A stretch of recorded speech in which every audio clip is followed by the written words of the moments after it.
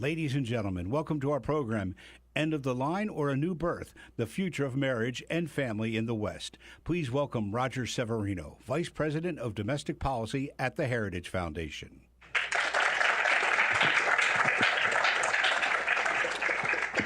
Good morning, everyone. I took a ski trip this past winter with my entire family in tow and everybody getting dressed in the ski clothes. They're too hot, they're too cold. And as we were going up to the slopes, I passed one of those very expensive baby strollers. It was deluxe. It was black and had some metal piping around it. And it looked almost like those 1950s baby carriages, right? So they were making a fashion statement. Really caught my attention. And then I look inside of it, seeing a smiling face on the other side of a dog. It was one of those cute toy designer dogs that I'm sure the person spent a whole lot of money for. And it was a gentleman that was sitting there with his baby stroller and their baby dog. Of course, a lot of things ran through my mind at that point. One of the questions was, why would somebody make those life choices where they would spend so much resources on a dog when there were no children around? It's the other key point. Well, that raises a question. More fundamentally, why are you here?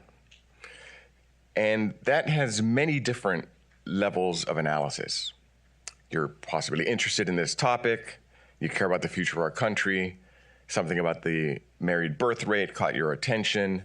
You know the demographics. Here's one rather frightening one. In 1980, my generation, women who were 25, 71% of them were married. 71% of women by age of 25 were married.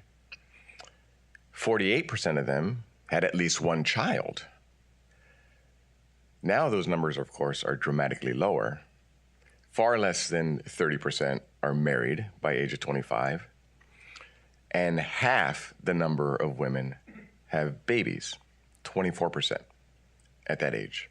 Something has happened. Why?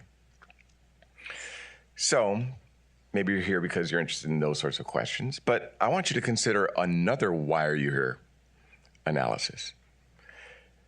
Why are you here? Well, because your mom and dad made 1,000 different life choices, influenced by 10,000 different cultural, economic, and policy choices, influences, that led to you being here now, which means the decisions you're making will influence the next generation that may be sitting in this auditorium. At the rate we're going, it will be about half the number of people would be in this auditorium. And just think about that. Half of the classrooms you went to would be empty. Not to mention what's going to happen with Social Security. But is there something about the West that is worth passing on? I think there is a sign of hope and a sign of despair. When I see the material wealth we have around us, I wonder, what is it all being spent on? And the beauty of what we believe in Western culture, the summary is Athens, Greece, and Jerusalem, right? Those Western values. Do we still believe they're worth passing on? So as we go through these panels, the first panel is going to be on some of the factors that go into those demographic questions. We'll have a special event with the ambassador of Hungary, which has been a beacon of sanity on these questions. And then we'll have a final panel on policy prescriptions. As we go through and listen to those wonderful panelists, I want you to be thinking, what can you do? What is your part? Because you are also part of those demographics, and you have quite a say in the future of our country as well. So for our first panel, I'd like to introduce Jay Richards. He's the director of the DeVos Center for Religion, Life, and Family. And also, he will introduce his fellow panelists. Again, this is the first panel on the demographics behind our crisis in population. Thank you. Welcome, Jay.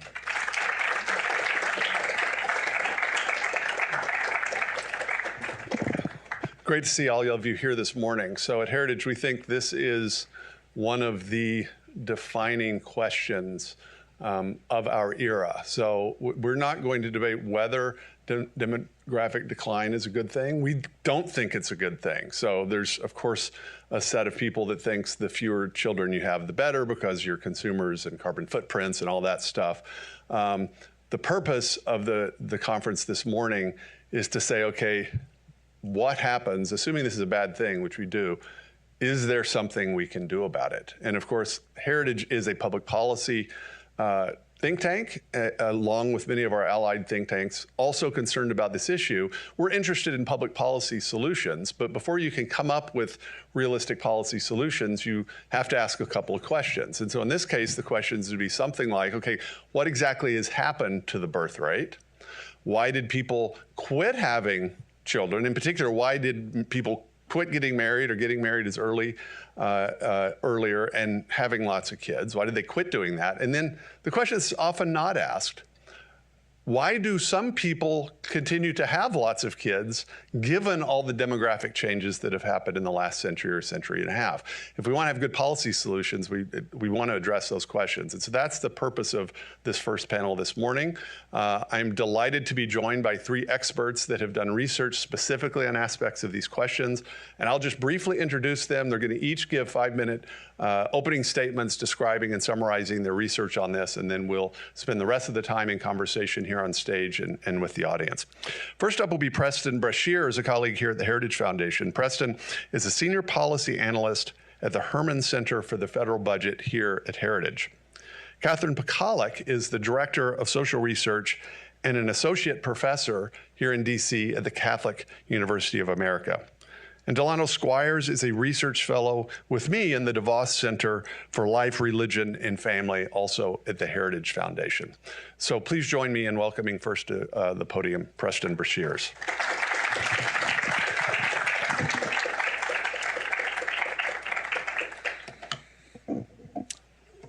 All right. So I used to attend a church in Kentucky, and we had young kids at the time. And I remember pretty distinctly when babies would cry in the church, the pastor would always reassure the parents, don't be embarrassed. I enjoy that sound because those are signs of life.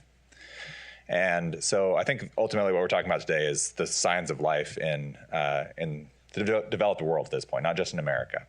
And so I'll talk first just about where we're at in terms of kind of the numbers and the data. And then I think we'll get into some of the deeper issues as we go along. But just raw numbers. So the total fertility rate in the United States is about 1.7. So that means the average woman has about 1.7 kids in her lifetime. The replacement level fertility rate would be 2.1. And so there's a big gap there that if we continue along our current trend, then eventually populations will start to decline. And it's not just in America, it's in the entire developed world, really, with the exception of Israel. In the OECD, the average is about somewhere in the 1.5 to 1.6. So actually, as bad as things are in the US, they're actually a little bit worse in a lot of the developed world. And in some places, it's dramatically worse. In South Korea, the total fertility rate has actually dipped below 0.8. So as bad as it is here in the US, they are having less than half as many children as we are. So you can imagine the population decline that they're in store for. So I want to jump into let's see if I can get this to work. And I know these are really small, but one of the things that jumps out to me, and one of the things that I want to kind of highlight here is that there seems to be a connection when I look at the numbers, and I think it's clearest when you look at the U.S. example, partially because that's kind of what we understand and what we're familiar with. But when people are optimistic and when people are feeling good about the way things are going, when people, and I think that's both economically and culturally, that's when people have tended to have more babies. Women have tended to have more babies. And so you can see on this graph, this chart, that in the orange, that's Gallup's survey of people's satisfaction with how things are going in the United States. And this is going back to the late 1970s, and that's just when the survey started. And you can see there tends to be a trend where and it's lagged a little bit, and this is a moving average, and it's intentionally done so because I don't think people form families overnight. But as people tend to be more optimistic and about the way things are going, people tend to have more babies. And I think if you take it back even further, if you look at the Great Depression, there was a big drop in people's fertility rates. People were not feeling particularly good about things at that time. After World War II, people came home, and the baby boom lasted for a very long time. And part of that was, I think, culturally, I think there was a level of social cohesion that people had. And I think people were obviously pretty kind of riding on a high. We just beat the Nazis. So things were pretty good kind of culturally in that sense. There were obviously issues, but and then economically, I think things were on the upswing because the rest of the world was so dependent on the United States to rebuild. And so you had this big baby boom. Women were having 3 to 3.5 kids at that time, so it was a big swing up. And then in the 60s, I think you have a big cultural decline. You have the JFK assassination, the Vietnam War, and the biggest thing probably was the proliferation of birth control and the sexual revolution. And in the 70s, you start to have more economic issues, I think. So there's a big economic decline in the 1970s, perhaps some additional cultural issues as well. But that, at the time of Jimmy Carter's national malaise speech, we were at a low, and the total fertility rate at that time was about 1.8. And it actually dipped a little bit below that. So they weren't much higher than they are now. And then there was a bit of a resurgence in the 1980s as I think America kind of got its swagger back, especially in the late 80s. We beat back inflation. We started winning the Cold War and so forth. And then where you see the big drop off is after the Great Recession. So economically, culturally, I think there's been a decline in the last 15 years. This is most of the OECD countries here. And so the other thing I wanted to get across is there's kind of the appropriate peer group to compare the United States against when you're looking at these things, and where you can get some insights is looking at developed countries. So you might say, well, aren't the poor countries, aren't they the ones having the most babies? So maybe there's this trade-off that we need to have. We need to sacrifice our economic prosperity, and that'll allow us to have more babies. But I think it's important to understand the trend that you see, and there's this transition period that all developed countries go through, where fertility rates are steeply declining as they're developing, and then they tend to flatten out. And so where do they flatten out? I think that's an interesting issue. And then where are the exceptions where it doesn't just flatten out? So they're flattening out somewhere in the range of 1.3 to 1.8. And there's just a handful of examples of countries that have not really followed that trend. One of them is the United States I mentioned. And then there's Denmark, Sweden, France, where they've also had kind of resurgences in fertility rates. So you can see the United States is in the red. And it's really interesting if you look at what's going on in these countries at these times. When they have the big declines, that's when they're kind of really embracing socialism. And although we don't think of Denmark, Sweden, and France as being particularly right-wing countries, they actually they had swung towards conservative governance during this period. So Denmark is a great example. They had socialist rule for 11 years straight during that period. If you're looking at the orange line there, where it's declining, and then when things are starting to bounce back, it's literally a 1-year gap from when conservative comes to power. Conservative governance comes when conservatives come to power, and the fertility rate starts to rise, and it matches up exactly 1982 to 1993, and then 1983 to 1994 when you see that rise in the fertility rates. So I know I'm out of time, so I have a few more things to discuss, but I'll pass it off to the next panelist.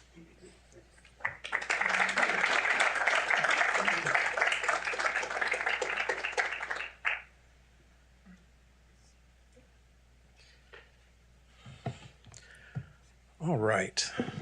I want to start my remarks off today with a song. I want to see if you all are familiar.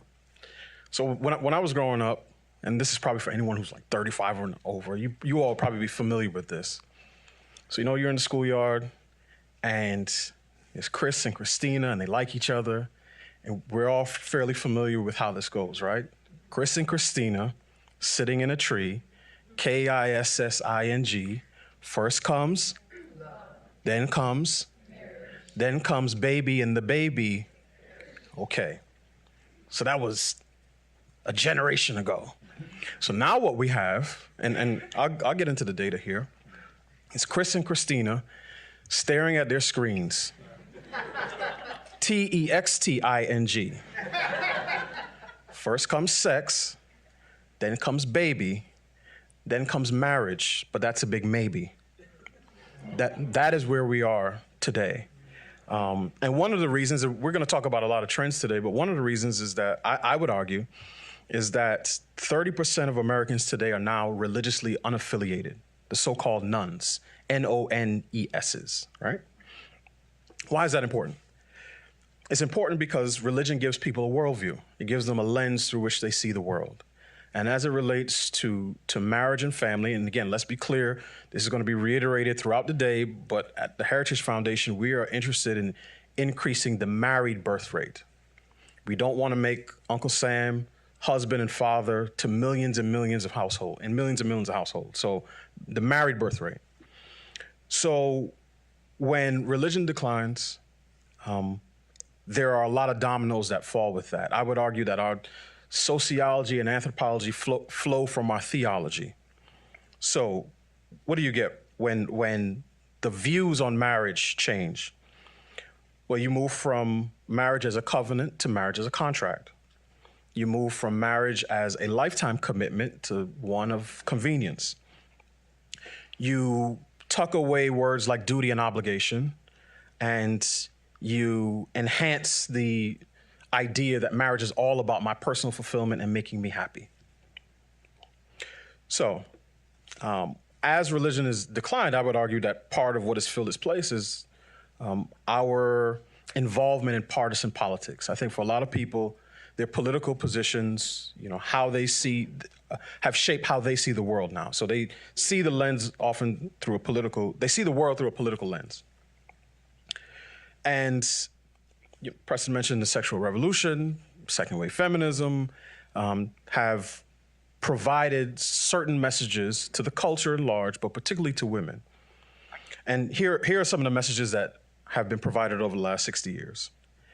Sex is not primarily about reproduction, it's about recreation. Children are a burden and an impediment to careers and economic prospects. Marriage and family are important, but our true purpose is in the workplace and, with our careers. This is why you hear the language, particularly around abortion, about children, babies, as a consequence of sex, right? As opposed to the expected fruit of reproduction. When my granddad went out many years ago and he planted corn in January, when he came back, he didn't reap sweet potatoes in June, right? So when you have sex, this is what babies result. A 2021 Pew Research Center survey found that 44% of childless adults between 18 and 49 say they are unlikely to ever have children. Now, 60% of those respondents say they just don't want to have kids, but 15% attributed it to what I would call existential reasons, climate change, the state of the world. So again, our views around marriage and family have just changed. And obviously we'll get into why that is, but a few more data points to leave with you. The median age of first marriage in 1960 was 23 for men and 20 for women. By 1990, it was 26 for men and 24 years for women. And in 2020, it was 31 years for men and 28 years for women. There's some differences, in terms of race and ethnicity, but basically everyone gets married later than their grandparents did. So on a macro level, we went from marriage early and often in terms of the number of marriages in the country to later and less. Because obviously if you get married, I'll use the guys. Let me pick on the guys for a minute. If you get married at 37 and you have your first child at 40, you're probably not going to get to 10 kids in the context of marriage with one wife. And if your child follows your path, you become a first-time grandparent at 80 years old. So think about what that means for the future of the country. So I'll leave with this. We talked about marriage. In terms of children, 40% of all births now are to women who are not married. So the non-marital birth rate has gone up significantly over the years. And one of the challenges, and I'll close here, and we'll probably get into this later, is that now we're not just talking about marriage and children. We're talking about what is a man and what is a woman. So the second waivers would have said we went from patriarchy to matriarchy, and now we're in the era of thetriarchy. And that alone is worth its own conference. So I'll stop there and I'll pass it on to my next panelist.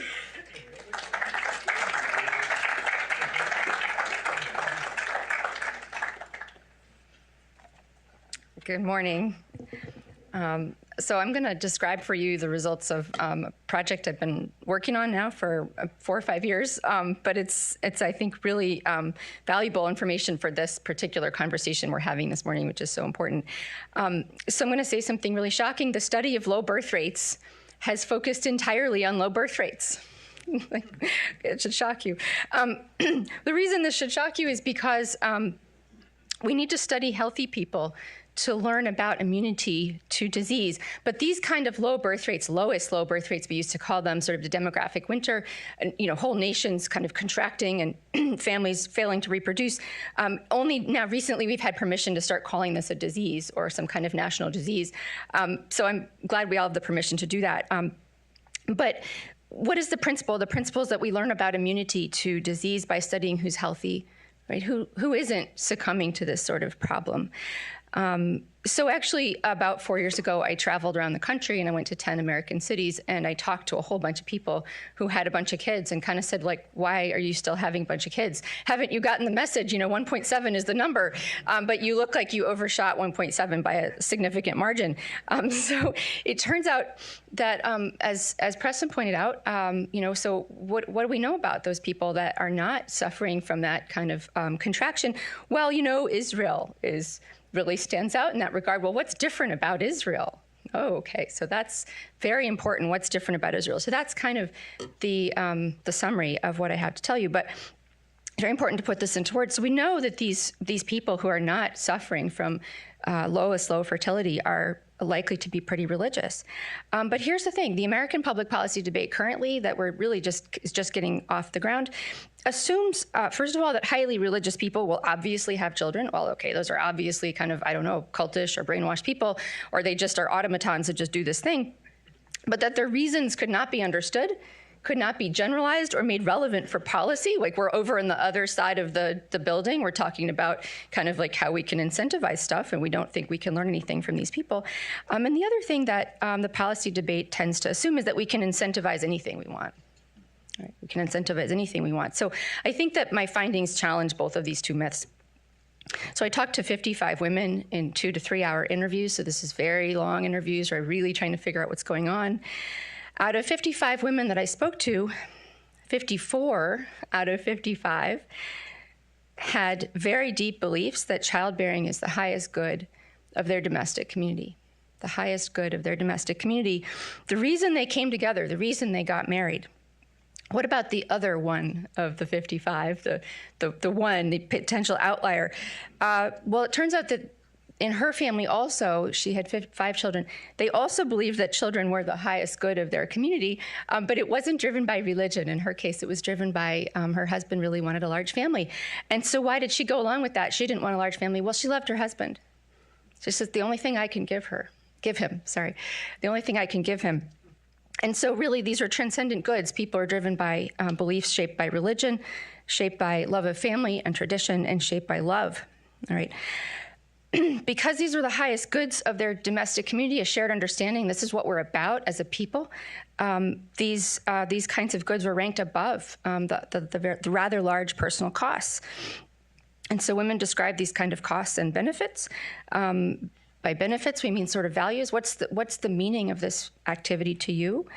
And the costs were really largely personal. The kinds of costs to having children have a lot more to do with things you give up, right, rather than sort of the amount you have to pay at the end of the month. And so the women I spoke to, these are the people that are immune, again, as I said, from this disease. They had big enough things. They had big enough reasons to do this to counterbalance the rather significant things you're giving up, like sleeping through the night for 10 or 15 years. So we sort of think we could sort of policy nudge people to kind of take on the task of getting up in the middle of the night for 15 years. I'm not sure we can do that. I think you need something really big on the other side of the equation to do that.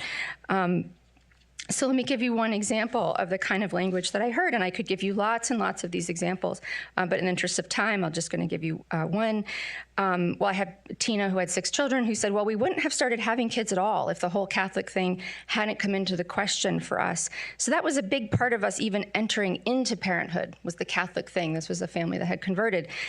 I had Esther, who said to me, well, you know, my understanding from when I got married is that all blessings come from God, and that the 3 big blessings that we talk about in Judaism are children who bring us pride and joy and follow in tradition and good health.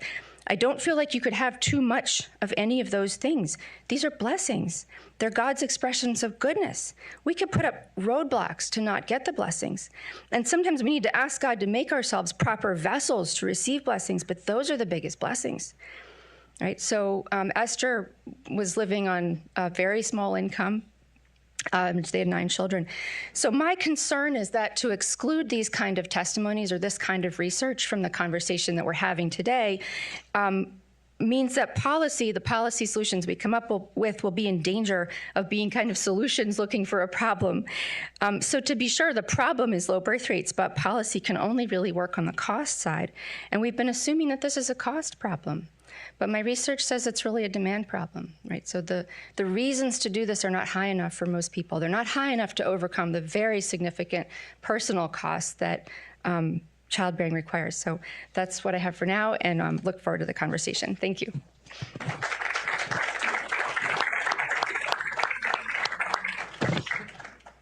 Well, I can tell you that you each said exactly what I was hoping for, at least, because I think it sets it up perfectly. And so, Preston, I know you didn't get to fully describe the scenario, so I want to allow you to do that. And I don't think you mentioned that the data Preston is drawing from is actually from a research paper that he and several other Heritage colleagues we're hopefully days away from having it, right? We kind of hoped it'd be at the printers by now and we could pass it out, but you'll be able to find the data. So I want folks that don't follow this to understand. So I'm going to describe how I think what you said is, and you can either correct or fill out. So there's this, at the century time scale, there's this massive demographic change and it's a shift from a kind of an agrarian to an industrial and urban and service economy.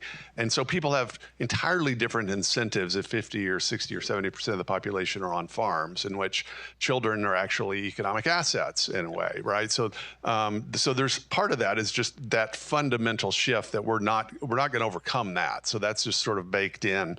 But what you were suggesting is once that's happened, there is some wiggle room and some variation around above and below what replacement rate is in the industrialized world, and those correlate to certain things, right?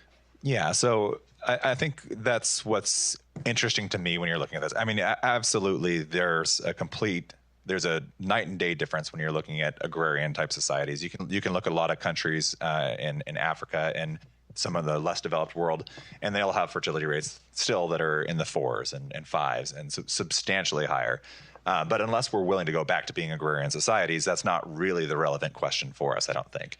And because it is such a universal problem, Israel being the lone exception, and I think there's unique situations there, that we are, I guess, working with a more limited capacity here. And so even the very best of the fertility rates, talking about the policy solutions, no country has done this yet. No state has a replacement level fertility rate. So there's absolutely interesting insights there, and then I think really can tell us some things not to do, especially.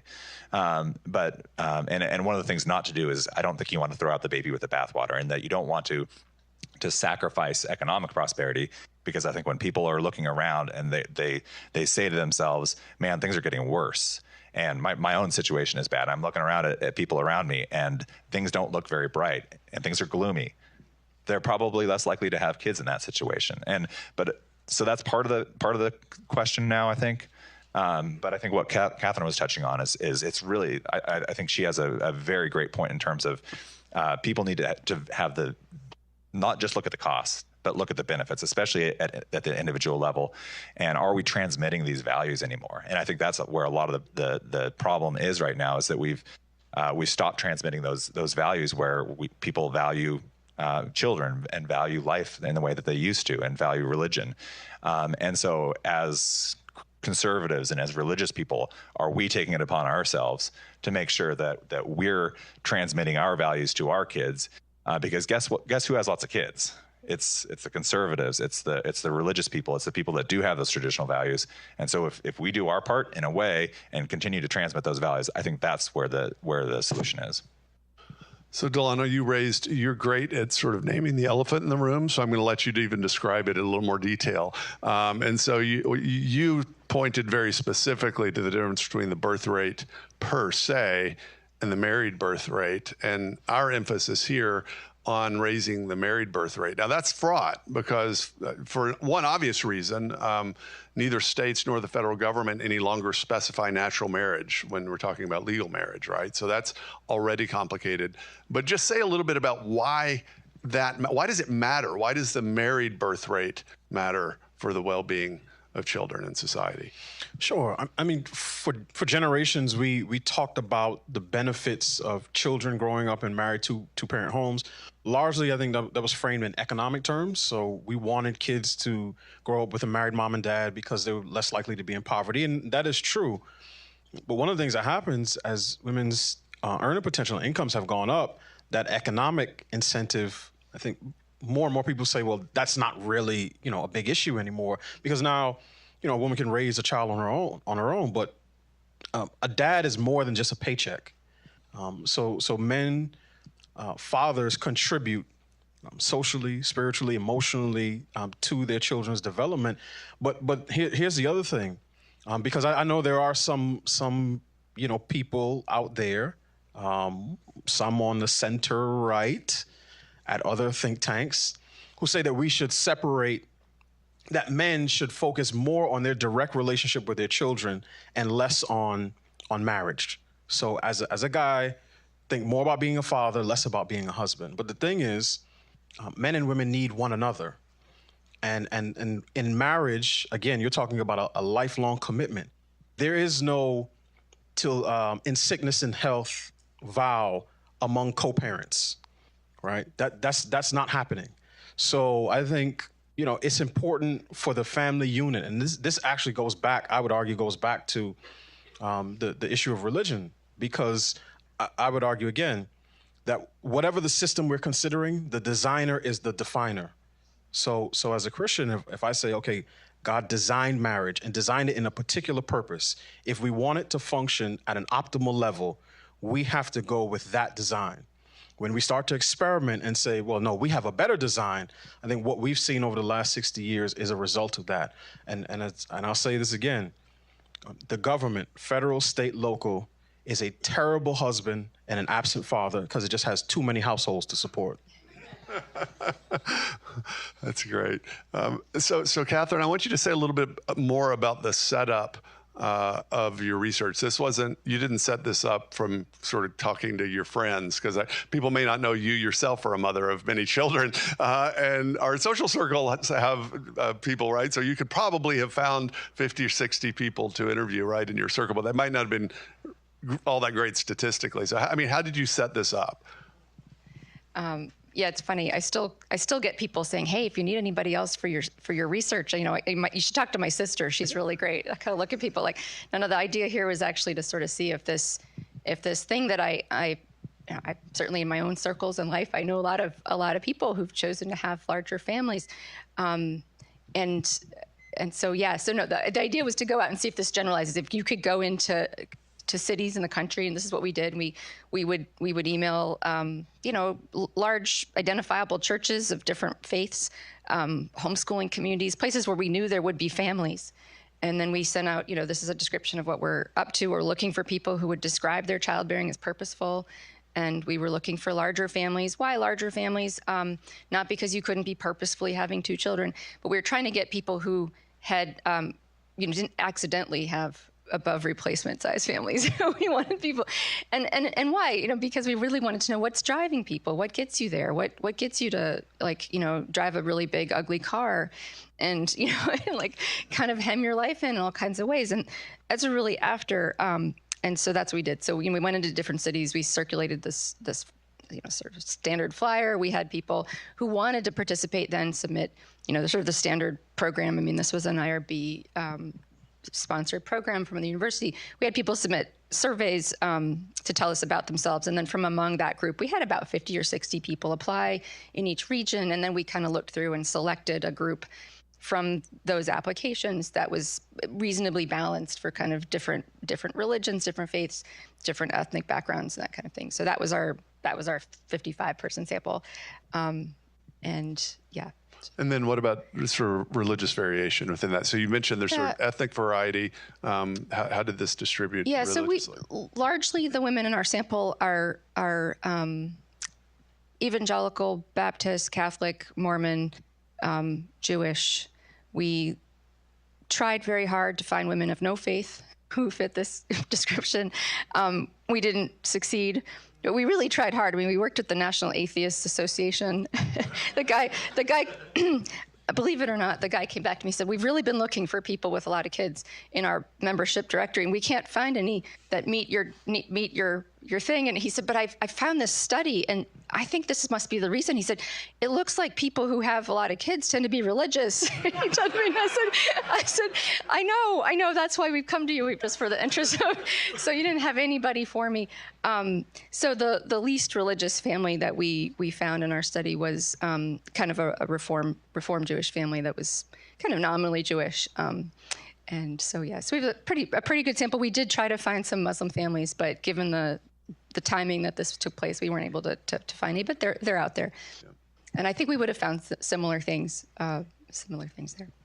Yeah, so there needs to be a graph somewhere showing the inverse correlation between atheism and number of kids. I've just sort of intuited that something like that's true, but it'd be nice to have the data. Would it be okay if I continue? I mean, yeah. The thing that I expected to find, but I didn't expect it to find it as clearly as we found it, was that you had Mormons in Washington State and Jews in Wisconsin and Catholics in Maryland saying almost the same thing about what it meant to accept children as a blessing from God. This was not a story about differences between religions and how they believe about birth control or family planning. I asked everybody, but that isn't the story. It wasn't the story. What the story was about, thinking of childbearing as the most important purpose of your life and the reason you come together as a married couple. And it was astonishing how similar their language was. And these are people who never hear the same preaching. In some cases, do not read the same scriptures, right? But they had this sense that, marriage is designed by God and given us by God and not something we would mess with. And this is what we're up to. This is my purpose in life. Really, really powerful. So, Preston, I'm wanting to return to your analysis, and you describe what is your sense of the relationship between economic policy and this question? So is it, the sort of most robust view is that actually with the right economic policy, we can really move the needle, or it could be, well, it matters some on the margins, or actually it'd probably be easy to mess up economically and maybe hard to move. So it's easy to get the needle down, but not up. What do you think? I'm asking you to speculate, but that's really what I'm wondering. It's absolutely easy for governments to mess things up. And you can look at the South Korean example as this is not exactly on the economic front per se, but I think that was part of what was driving it. South Korea used to have, in 1960, they had a total fertility rate of almost 6 per woman, and now they're down below 0.8. And a lot of that was driven by the government actually actively trying to bring down birth rates. They had not just, they were obviously a lot of, spreading of birth control to different communities and family planning. But also they had active campaigns where they'd say even 2 children is too much for overcrowded South Korea. And so kind of a lighter version, I guess, of some of the absolutely brutal stuff that you see in China, but the same sort of idea that they were pushing it, and governments are pretty good at pushing birth rates really low. The policies that are specifically designed to increase them have had a lot less, increased fertility rates have had a lot less success, I think. In terms of what I think, because I do think you can help things, because like I said, I think when things are going well, I think that is, and that's culturally and that's economically, I think that does make a difference, even if it's not going to drive us up to a fertility rate of 3.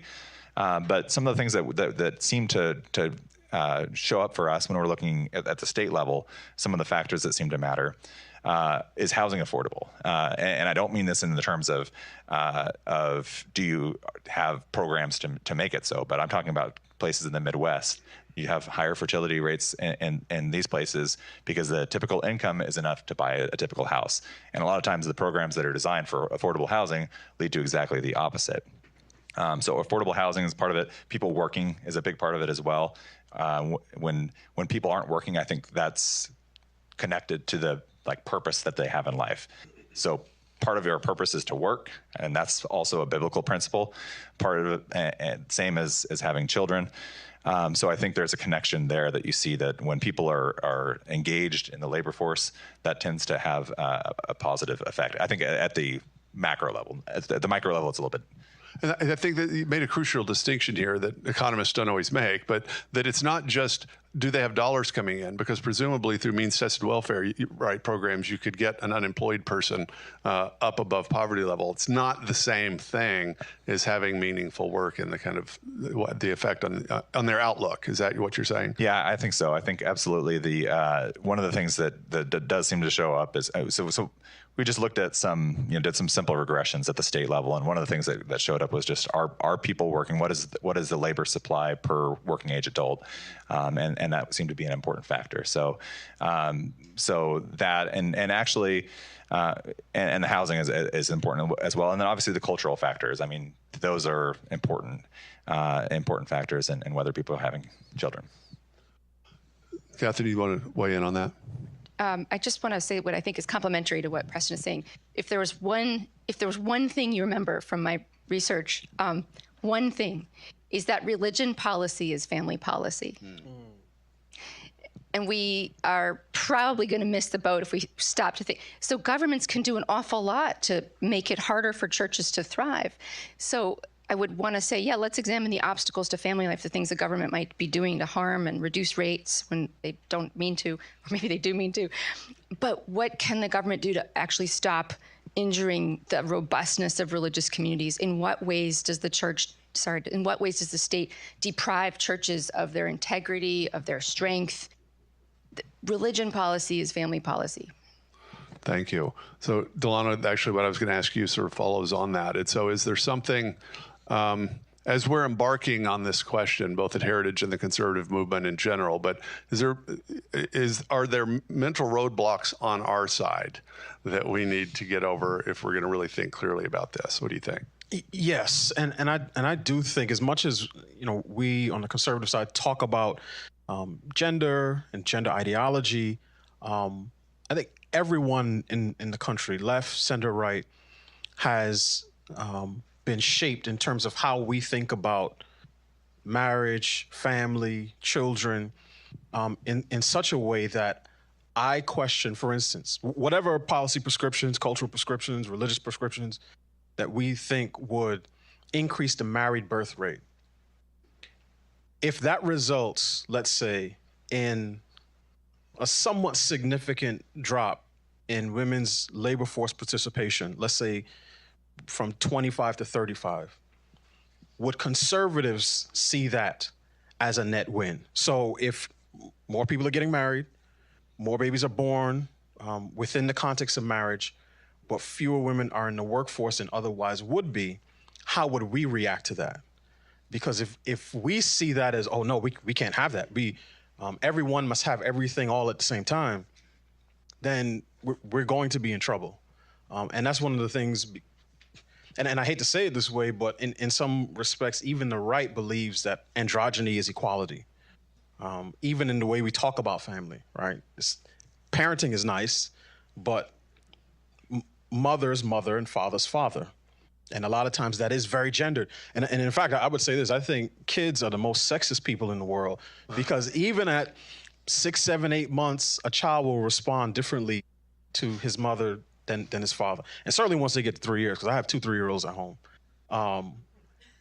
they interact differently with me. So I think part of what we have to do is, as conservatives, recapture those differences between men and women and say, though that complementarity is a good thing, and that's according to God's design. So I just hope that we are steady and stable, because we may get exactly what we're looking for, and I want us to consider what some of the consequences of those prescriptions may be. Well, and that's going to be an open question policy-wise, right? So I'm going to leave that hanging in the air, actually, and turn to Q&A from the audience, actually. So it's now your turn. We've got 15 minutes, and someone has a microphone floating around. So right down here first. This guy right here. Yeah. No, of course, yeah. Thank you so much. Richard Stern, I run the Budget Center here at Heritage. Catherine, I had a question for you. So in the surveys you were doing, obviously, you're talking about the importance of religiosity. In those intimate surveys you were having, what did people say were the most common reasons why they were religious? What brought them to faith, or what kept them in their faith?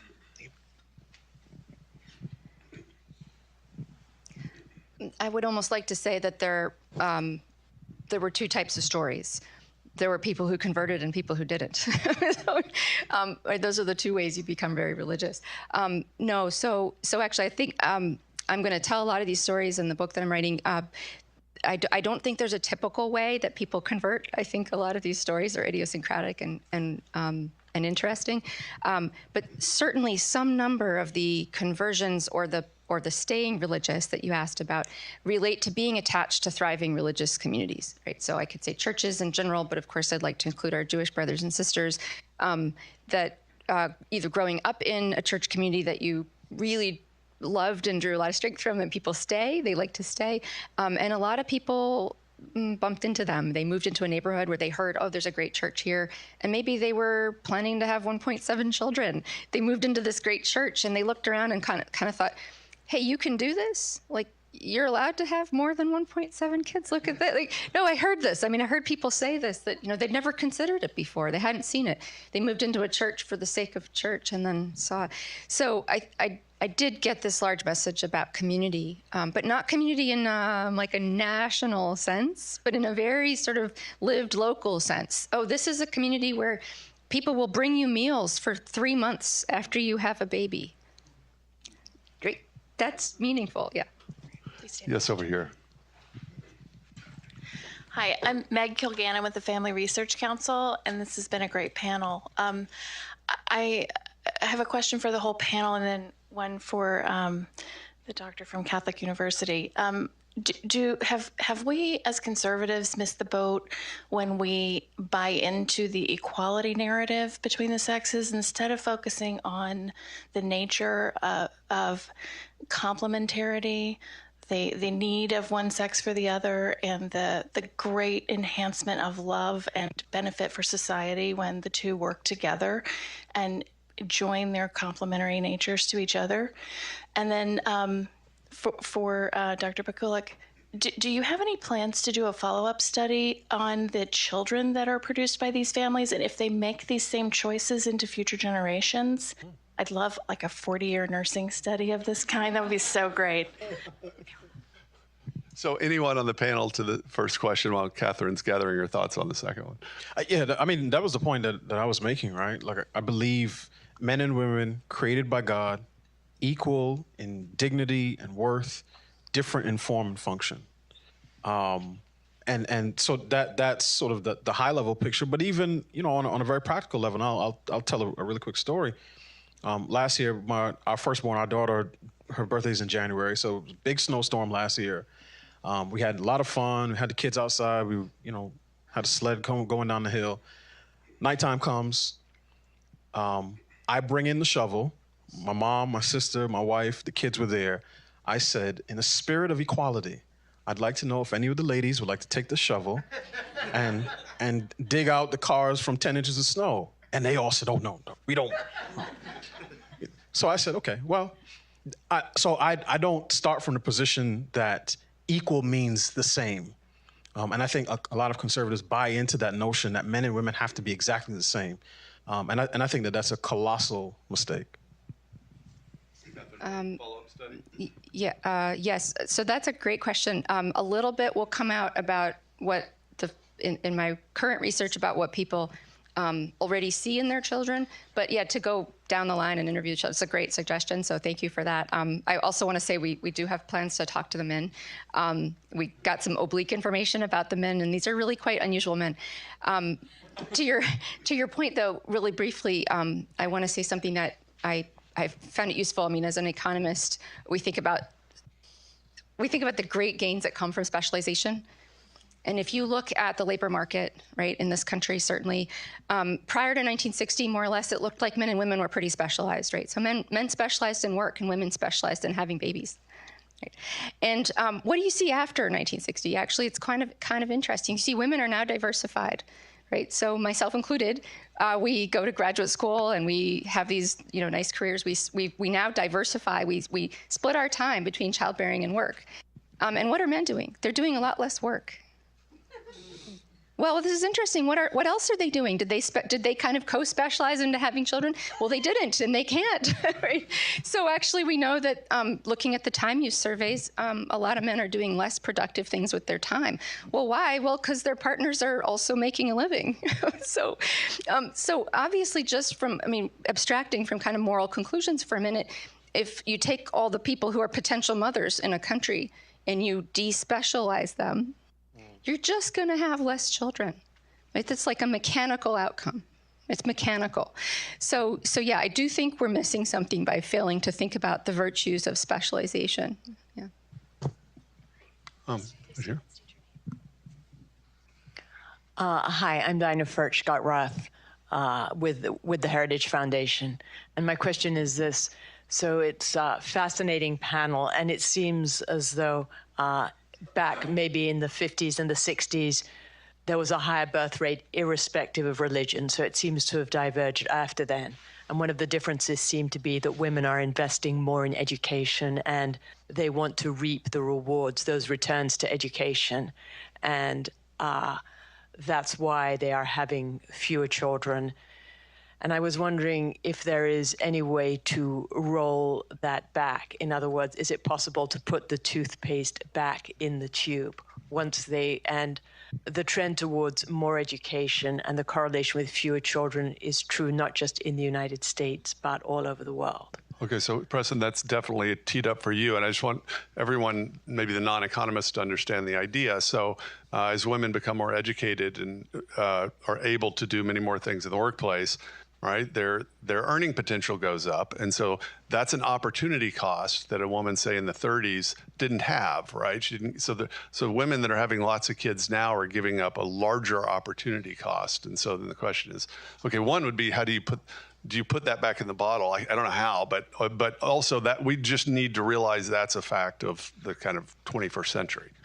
I think one of the things that I would emphasize to that question is, and we talked about how late people are getting married nowadays.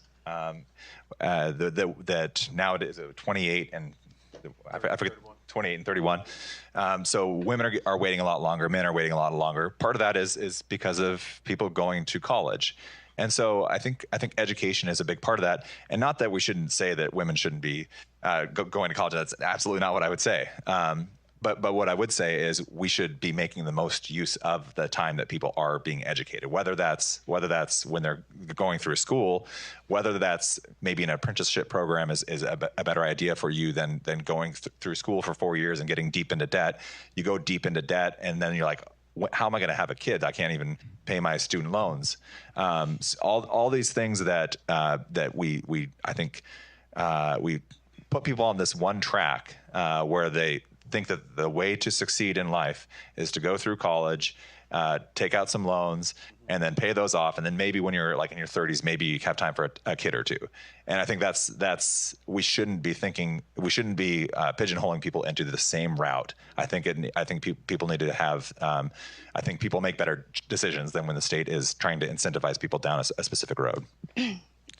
Jay, can I say something as the woman on the panel? But I want to say, not so much from my own perspective, but the women that I spoke to in my study, all of them had gone to college. Many of them, the majority of them, had some form of graduate education as well. I had a full-time pediatrician whose husband was a stay-at-home dad.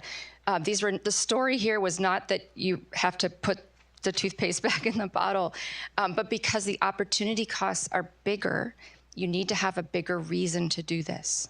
So the people in my study were people who said, I have this very powerful reason to do this. It typically comes from religion and kind of, things that supply the meaning of life for people. And so that's the question is today, don't put the toothpaste back in the bottle, but foster the kinds of things that give people this reason. And so most of them had some kind of career or professional work, but the way they put it was they fit their career into a larger narrative of marriage and childbearing, rather than fitting childbearing into a larger narrative of career. Thank you. Okay, we're going to have time for one more. Hi, Brenda Heffer with the Heritage Foundation. Thank you for this. There was a recent documentary released called Birth Gap, and the thesis of that documentary is that the primary thing driving low fertility rates is not that women who are mothers are having less kids, it's that women aren't becoming mothers. In other words, the number of women with 0 children has just skyrocketed. And about 85% of those women actually do want to be mothers. So what seems to be happening is they're not finding someone in time that they would like to be married to and have a family with, to one, get married, and then to have those children that they would want. What do you think of that thesis and those demographics, and what would be the policy solutions to maybe part of it is what has happened to our men and how they have fallen behind? Yeah, Delano, you want to start? Anyone can answer this. Yes, I've read 2 recent stories, one from the Washington Post, one from USA Today, specifically about, and this may not seem related, but it is related, the dearth of black male sperm donors. And these stories are about women, typically black women, exclusively black women, who want babies from black men, but they don't want husbands. They just want reproductive material.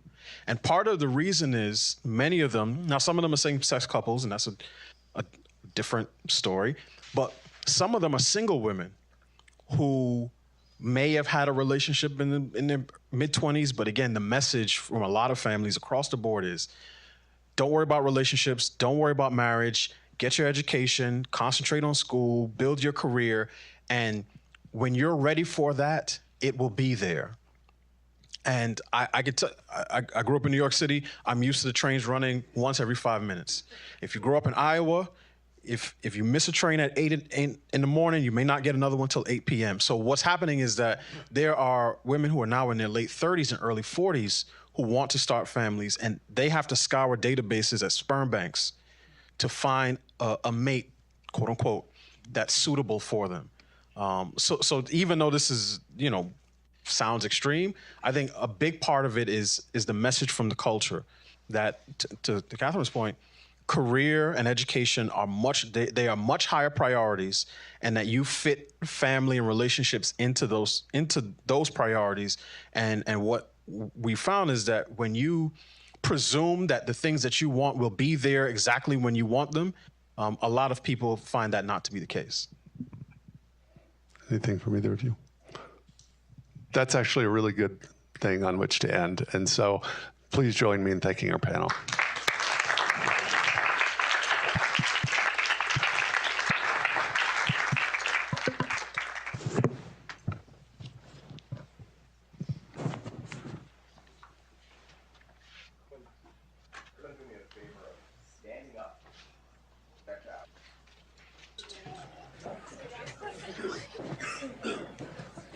Thank you. And somebody turn on my mic. Excellent.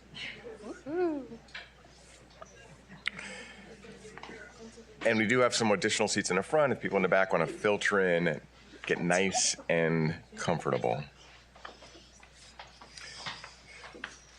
And we're on time. Okay, you can sit down.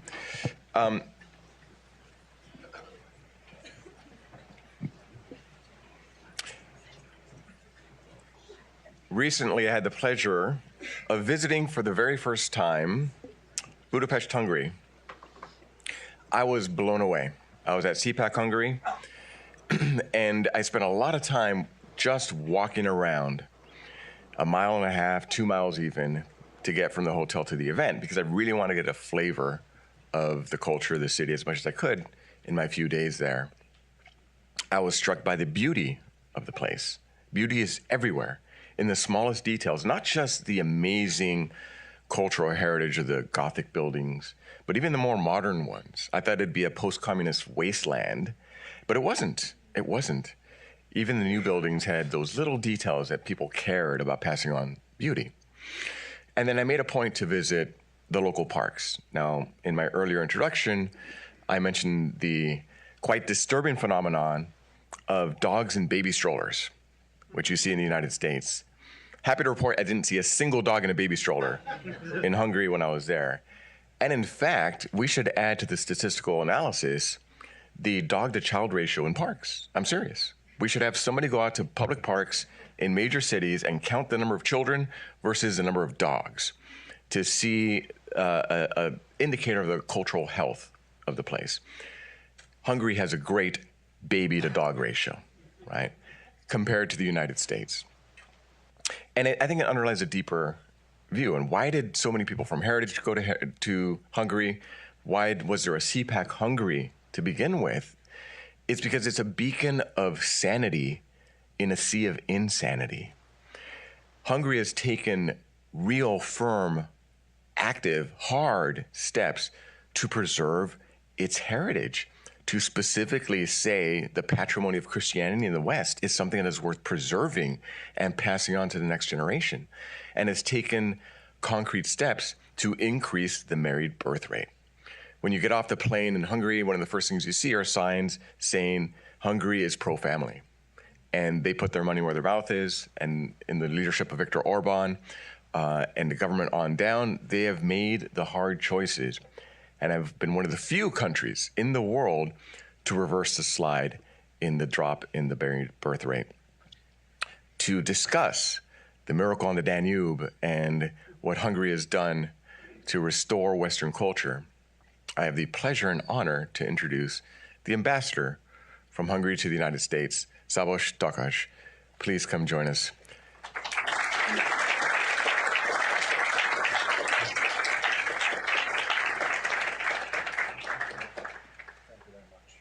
The ambassador will give brief remarks, and then we'll have a short sit-down talk and then questions. Ambassador?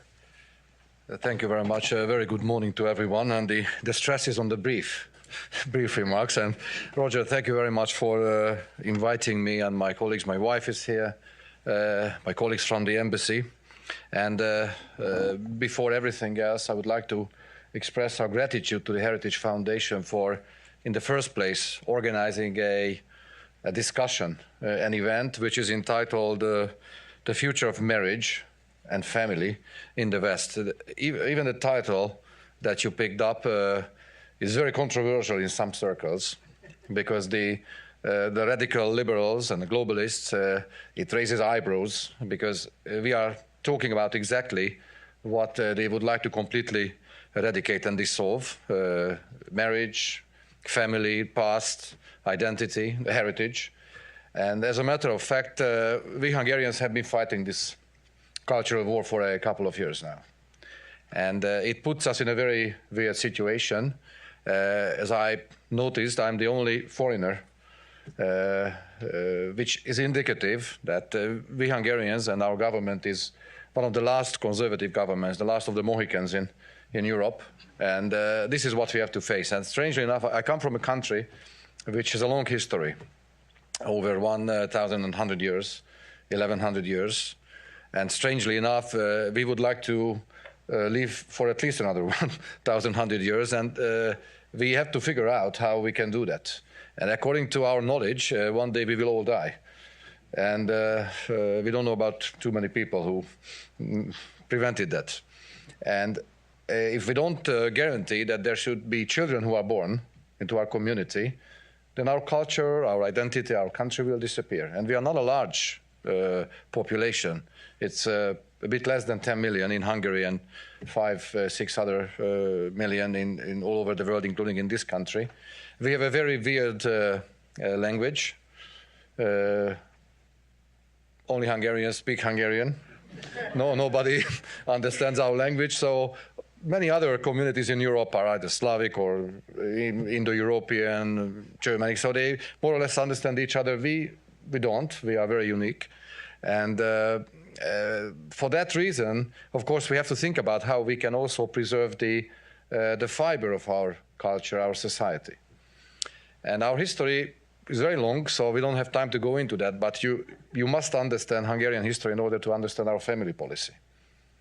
And we lost a lot during all these centuries. We had all kinds of people trying to invade the country and destroy us. There was the Ottoman Turkish Empire. They were there for 150 years, and half of the population was killed. And we had devastating world wars. We lost a lot in the wars, in the Holocaust. There used to be a vibrant Jewish community, Hungarian Jewish community, and still they're very vibrant. And and the communism. 50 years of communism. And the communists, in a way, were very similar to the very radical liberal globalists, internationalists. They wanted to completely erase national identity. And as a matter of fact, the communists were not very much promoting marriage and childbirth. On the contrary, the culture of abortion was very much embedded into the Hungarian society. And of course, parallel to that, they want to destroy another very important pillar of our identity, that's religion. Moving away from religion. If you're not religious, you don't care about abortion, and you have a different understanding how you should live your life and what is the value of life, why you live, what is the meaning of your life. Are you responsible for your own life or the life of a potential child or not? So it's very complex, and it's only 30 years since we became free and independent after getting rid of Soviet communists and everybody else. And we were given a chance once again in our history that we can decide how we want to live our life. And as a matter of fact, Hungary has had one of the lowest level of birth rates in 1981. A huge number of abortions and people moving away from the churches, especially the generation who were young during the communist years, and that's a problem. So we don't cancel our culture. We would like to revive our culture. And thank you, Roger, for saying so nice things about my country, the capital city. And I encourage everyone. That's the job of an ambassador, to promote tourism as well. So please go to Hungary, visit and see it with your own eyes. So don't believe me. Now, I'll try to give you a couple of important elements in the motivations behind our family policy. And I will be very boring as well, giving you some numbers if I have time. If I don't, then you can ask questions from me. So it's no wonder that in the past couple of years we have become well known, even in the United States, for our very strong conservative pro-life and pro-family, especially pro-family policies. And it's an honor, really, to represent a country which is located in the West. We are a member of the European Union. We are a member of NATO. Security is very important for us, especially in the light of the current very serious security crisis, the war in Ukraine, a country which is our imminent neighbor, with Hungarians living in Ukraine. And so it's a very complex issue for us. And we really wanted to do something. And in 2010, the current conservative government was given a chance once again, because the conservatives were in government already between 1998 and 2002, and then were 8 years in opposition. We had a left socialist liberal government for 8 years, and then in 2010 the conservatives came back again through democratic elections. It's important. Although our prime minister is always labeled in the liberal global press that he is autocratic, dictatorial, whatever. And they say the same about Bibi Netanyahu in Israel, who is having the same approach to identity, culture, marriage, family, having children. But it's a different discussion. We don't have time for that. But you can ask questions, of course, all the time. Now, at the end of the day, we managed to increase the fertility rate that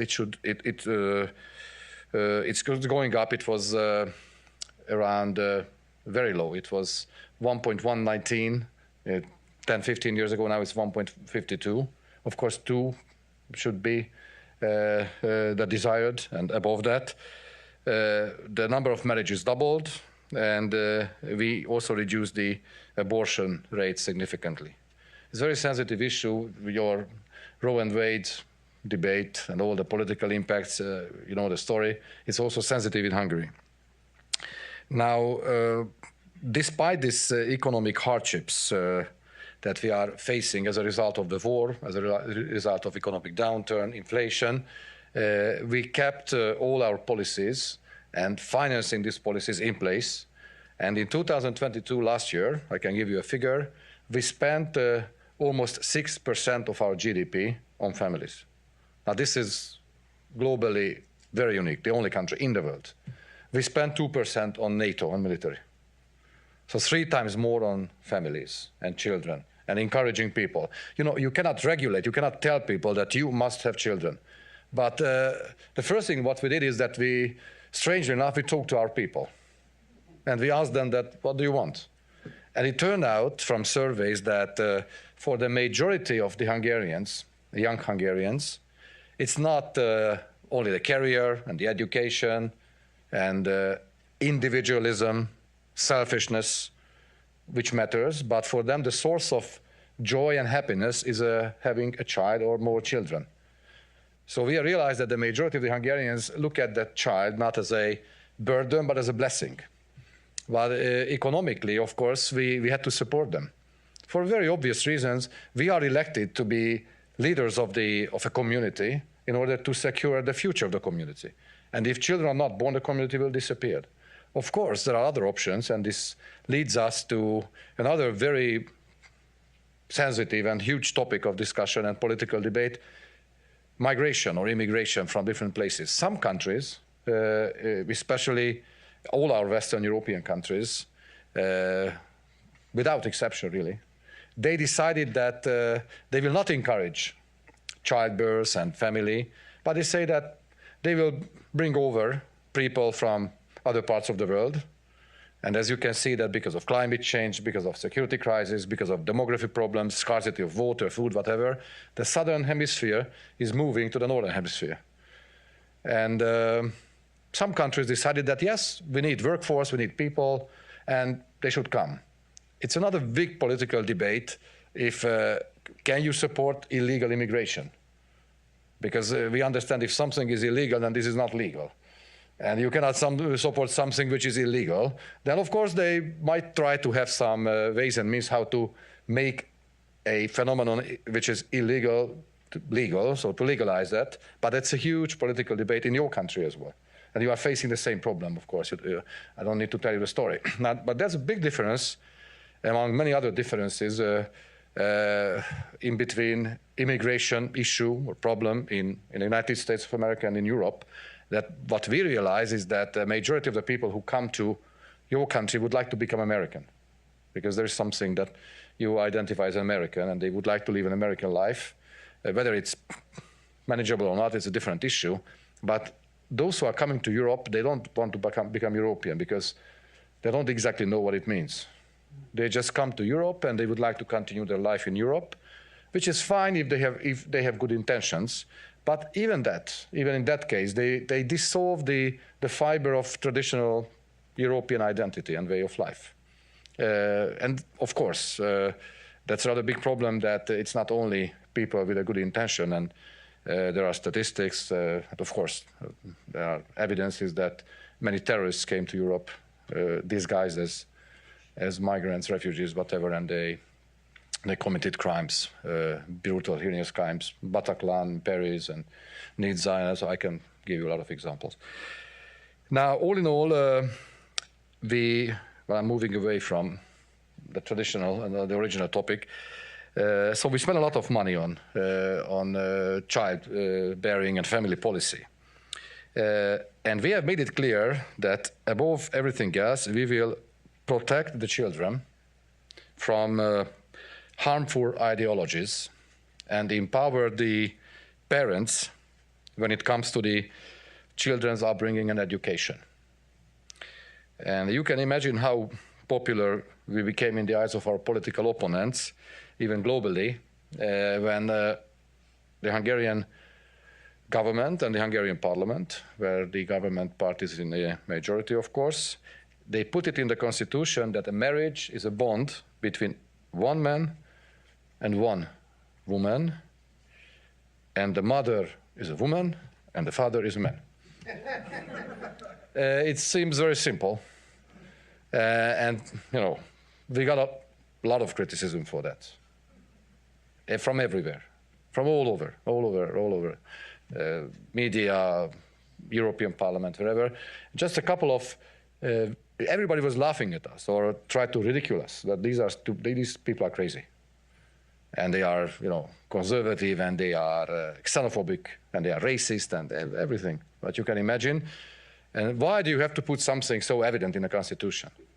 And then a couple of weeks earlier, the European Parliament adopted a resolution, a non-binding one, but it's a resolution, law, part of European law, that they wanted to give right to men to give birth. All right. Biotechnology, I don't know. I'm a diplomat. I'm not good at that. But this was a kind of response. And as time goes by, developments and all these things were happening around us prove us right that we had to do that. And the Hungarian society responded positively, as a matter of fact. We had a referendum in 2022 when we asked people what they think about all these. And the results confirmed that 90% of the Hungarians, adults, agreed that the sexual education of the children is the exclusive right of the parent. We adopted a law, which we call the Child Protection Law. Our political critics call it an anti-LGBT law. But this is not an anti-LGBT law. We want to protect our children from a propaganda, usually by LGBT groups, which has no place in the schools. And this is a huge debate in your country as well, and I'm a foreign diplomat. It's not appropriate if I tell anything about what is happening in your country, but you know it better than me. You are American citizen. I don't vote here, and I don't pay tax here. I hope. I hope I don't pay tax here. Even now, this case, this Hungarian law is in front of the European Court of Justice. They took us to the court, other EU member states. And because we respect the rule of law, we will decide whatever the European Court of Justice decides. We don't have too much illusion. But we will continue our policies, because it's a strategic policy. Political parties come and go, things change in the world, but we have to be strategic about this. This is beyond politics. This is beyond interest. I mean, that's our future, where we really have to put focus on the children. And I don't know how much time I have. I have a lot of statistics here, and very indicative, very telling things, but I don't know if I have 2 more minutes, and if you don't mind, I will read out these statistics, because they are indicative and they are important. So it says that since 2010, we have seen the highest increase in fertility rates in Europe, plus 22%, reaching an EU average, which in turn has fallen compared to 2010 in Europe, so different direction. By 2022, the fertility rate has reached an almost 26-year high, 1.52 now at this stage. Over the past 20 years, unfortunately, the number of women aged between 20 and 39 has fallen by 21%, which makes the higher number of births compared to 2010 even a greater success. If the birth rate has remained at its low level in 2011, 136,000 fewer children would have been born in the past years. So it's a very slow development and increase, but the trend has turned, and we are going on the right direction. And the response from the society is extremely good. We are giving a lot of tax subsidies and tax, allowances to people who decide to give birth to children. If you have 4 children in Hungary, you don't pay any tax in your life. Zero. Never, nothing.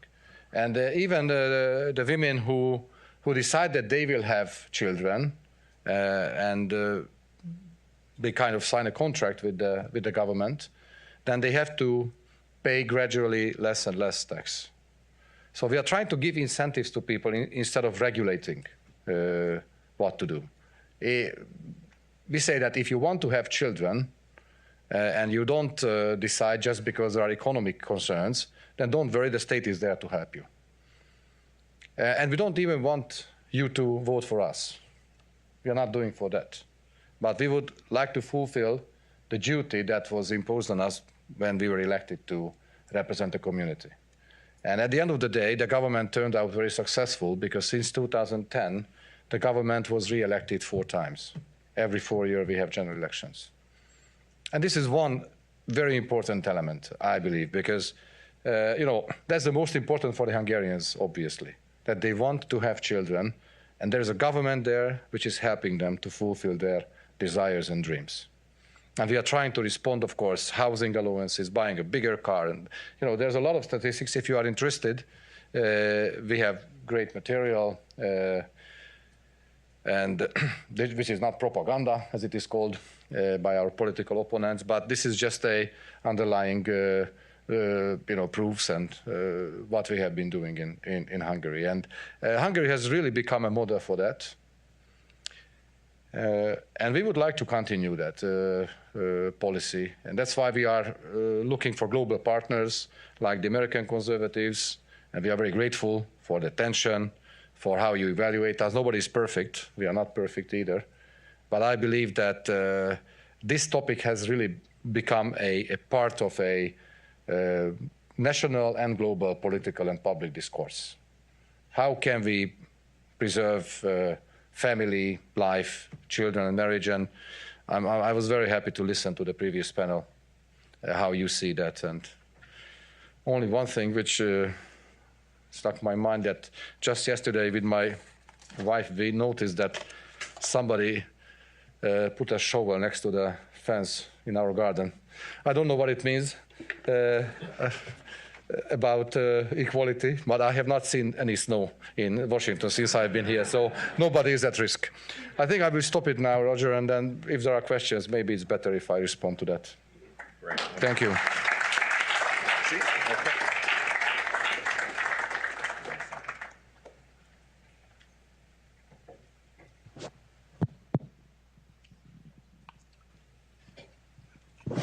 Well, now you could see why Hungary is so special, and Ambassador Takács is as well, and your Prime Minister Orbán. It is very different in Hungary. And I actually met a couple expats, Americans, who moved there because they saw what was happening and it was so special. And there's a contrast, and there's a lot we could learn from mutual exchanges. And we do have similar problems. You mentioned immigration. We have an open borders crisis happening right now. Hungary does not. And those are based on policy choices and policy decisions by differences in our leaders. Now, one reason why I think immigration would not be a solution to our problem in the United States is because we do not have an assimilationist model that's functioning anymore. When you go to school, you're not taught the American values that I learned as an immigrant family.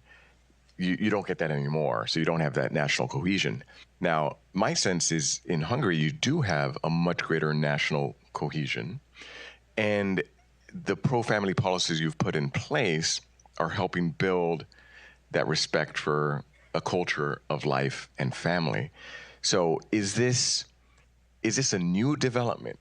Were government policies at play, or is this something about Hungary itself? I'm trying to see what we could learn, because in our earlier panel, much of it was based on the cultural factors as to why somebody decides to have a child. What are your thoughts on that? Well, of course, as I told you, immigration and how you respond to immigration has become one of the hottest political debates in United States of America and also in Europe, in the European Union. The immigration crisis has become especially evident since 2015, when tens of thousands of people arrived at the shores of Europe. There were a lot of tragedies, boats sinking, people dying, children dying in the seas. There was a case near the Italian coast, near Lampedusa, which was a triggering this political and humanitarian and social debate. And obviously, countries need to decide what to do with that. Now, we believe that the Western world, the most developed world, need to have a response how to make those countries and continents more livable, where a lot of people are trying to move away from.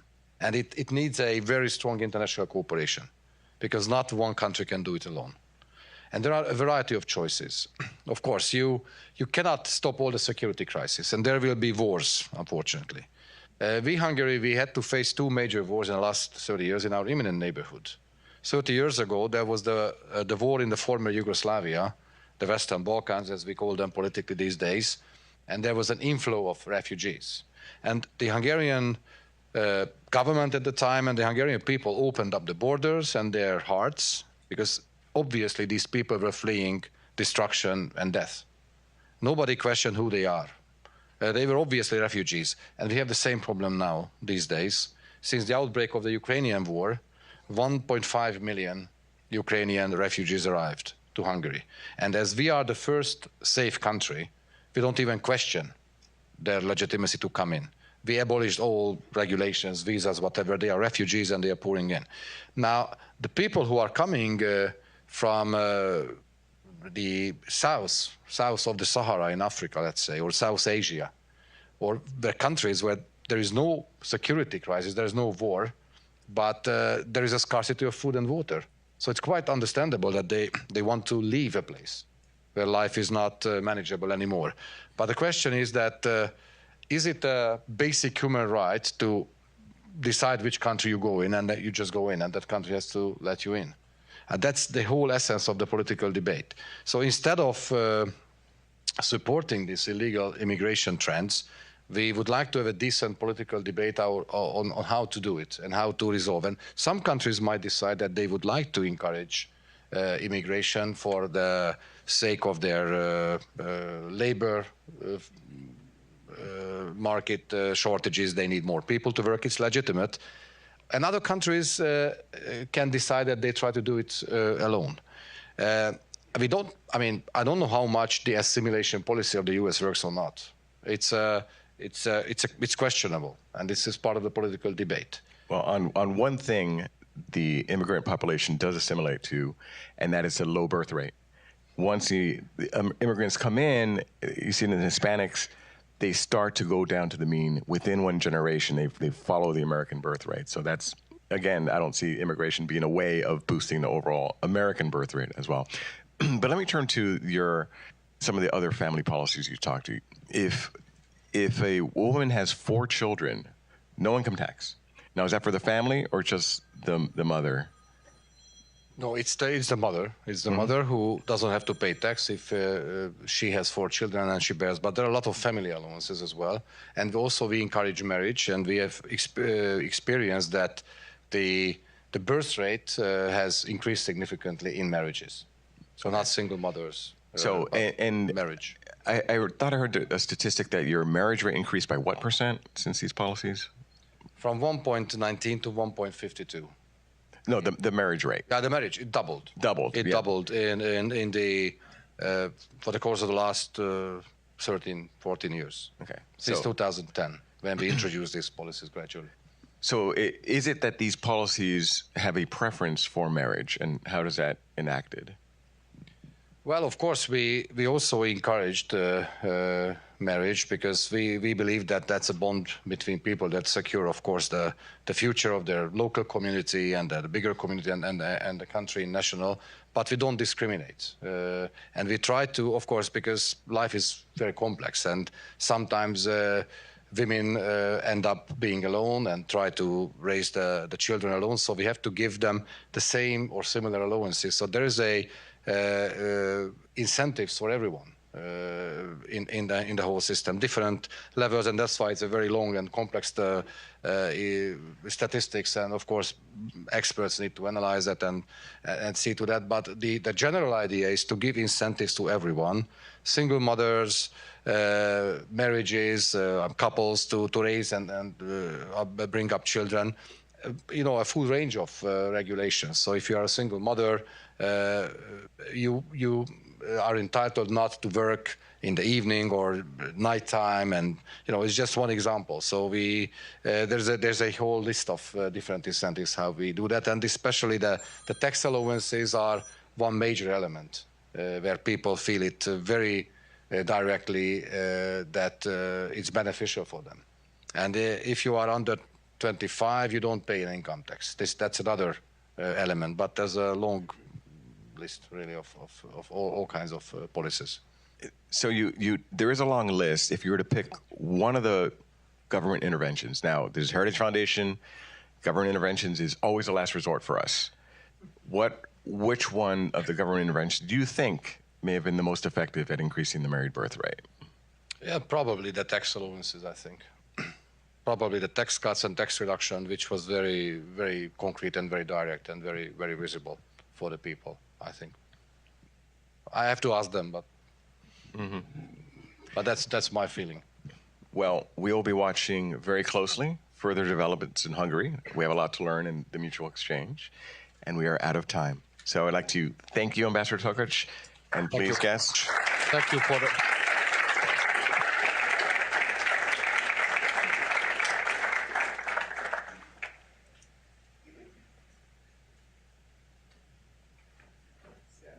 Time.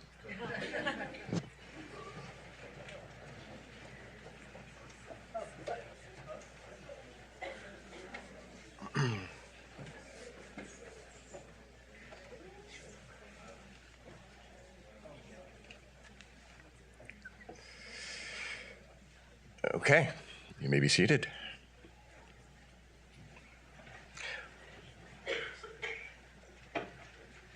Our next panel, our final panel for the day, is on the policy prescriptions. We've figured out, to a degree, what is causing the demographic crisis. We've seen what some innovative solutions have been attempted abroad in Hungary. What are some American-specific solutions? It is a difficult problem. Government is exceedingly good at destroying the American family. They may not be so good at restoring it. Doesn't mean we shouldn't be trying, right? So for this panel, we have to figure out what can we do, because something must be done to change it, and we need to find the most effective ones that do have an impact.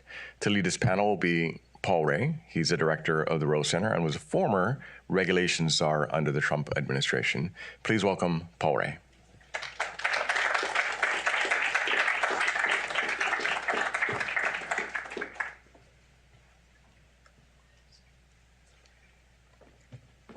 Good morning, everyone.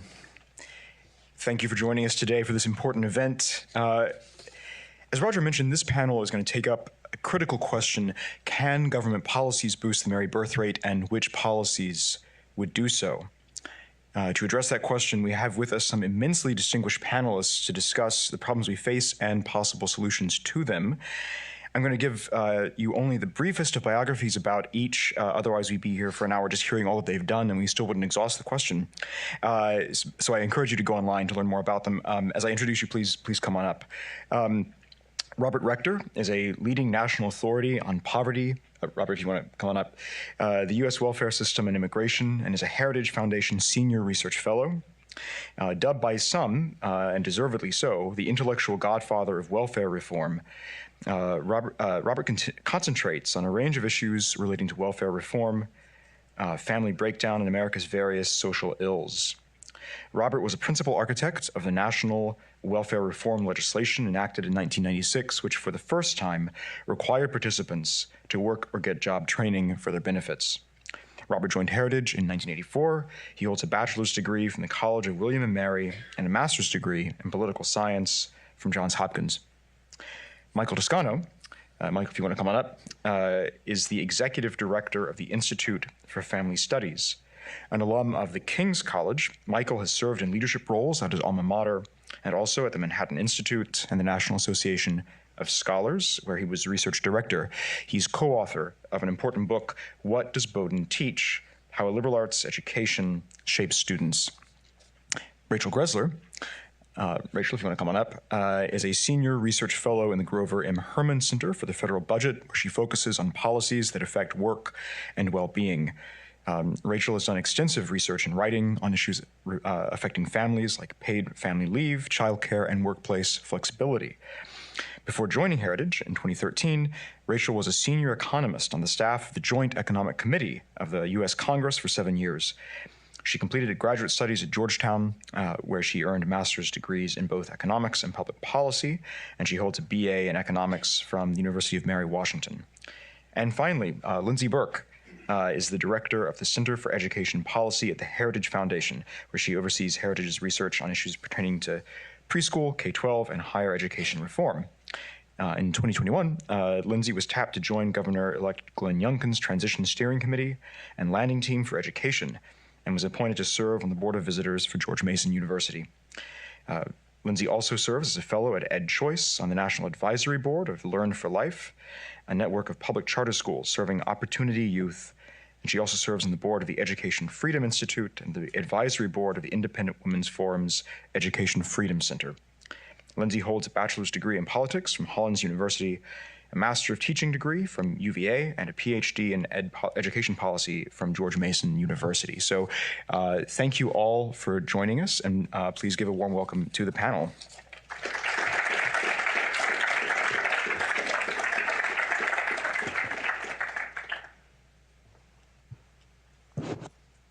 Join them here because it's a little more comfortable.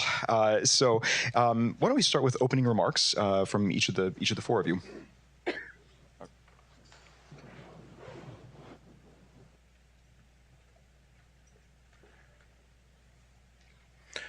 I've worked on the issue of marriage and families for about 40 years now. So it's an issue that's very dear to my heart. And as the 1996 welfare reform stated, marriage is the foundation of a successful society. Marriage is one of the two most important factors in producing adult happiness. Marriage is the number one factor in promoting upward mobility of children.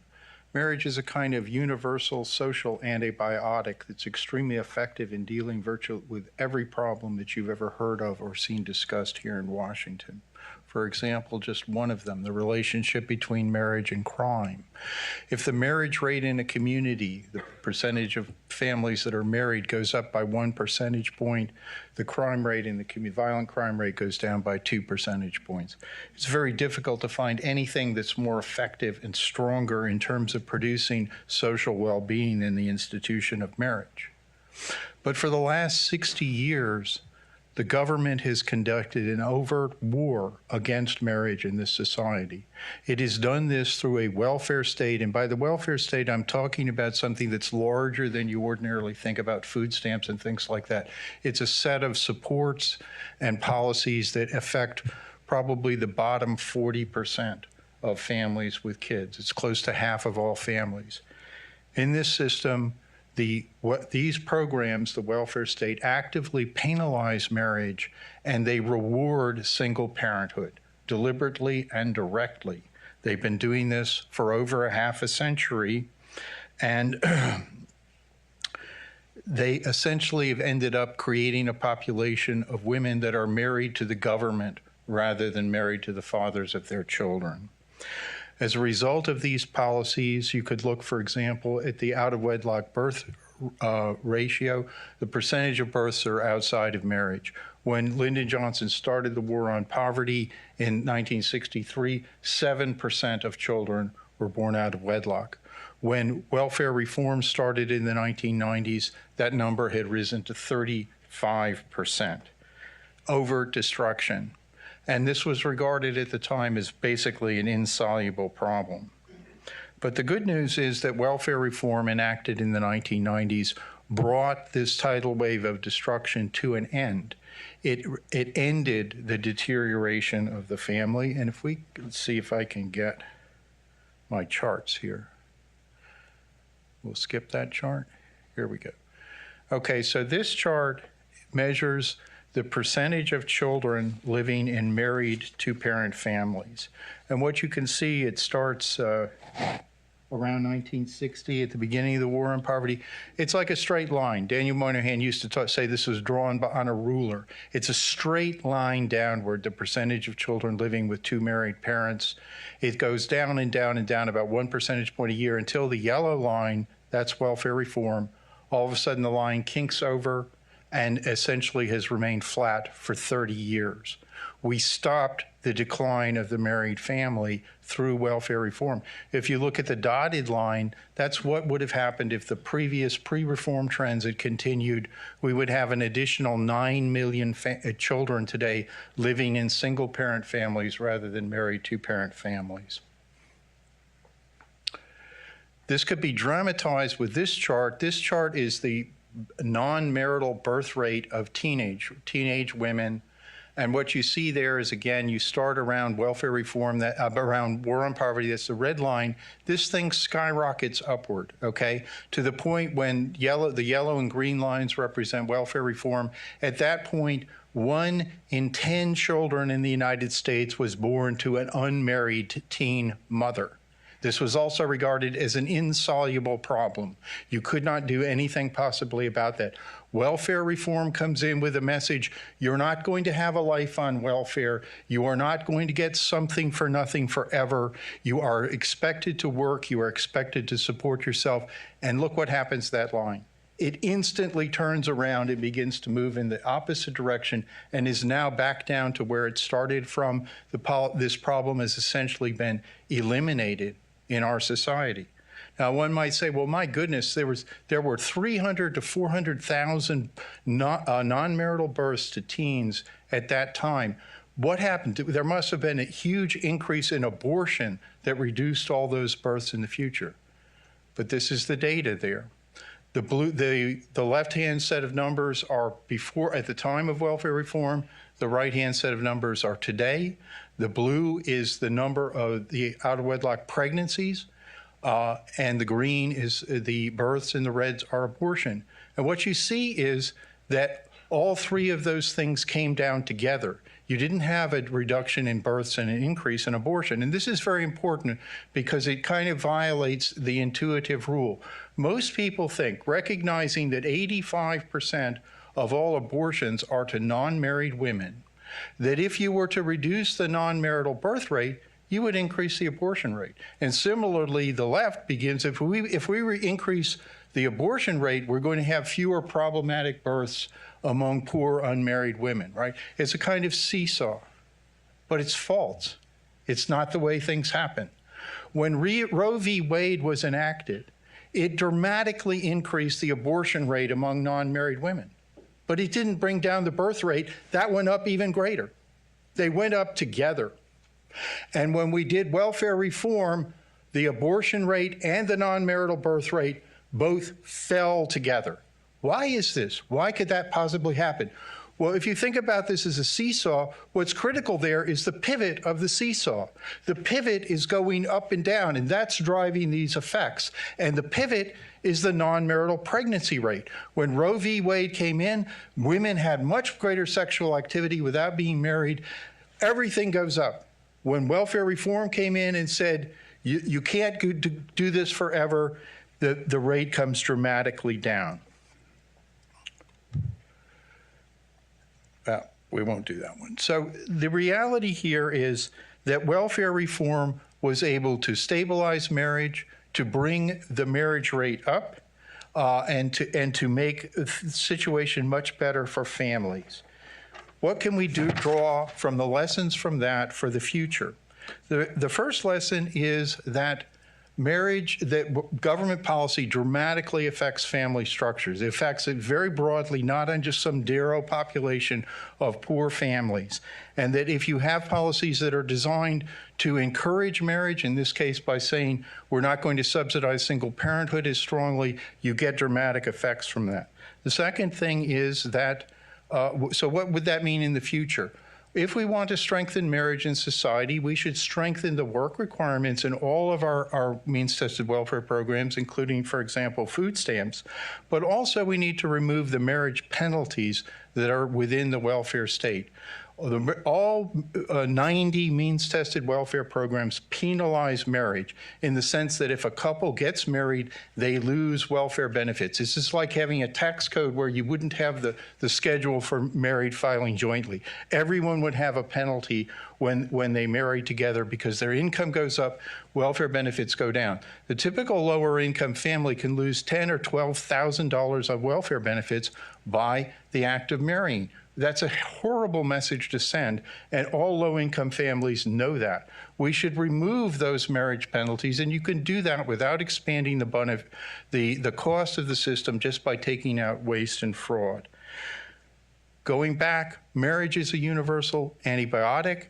With respect to birth rates, married women have twice the birth rate of unmarried women. So if you can stabilize and increase marriage, you will also automatically get an increase in the overall birth rate. What we shouldn't do is have a policy of trying to subsidize single parenthood in order to reduce either abortion or to produce more births outside of marriage. Marriage is an overwhelming good, and we need to strengthen marriage, not neglect it, ignore it. Back in the 1990s, the Republican Party took this issue up. It did this reform with the explicit intent of strengthening marriage in society. But for about 20 years, this issue has been punted to the side. It's now time to renew it.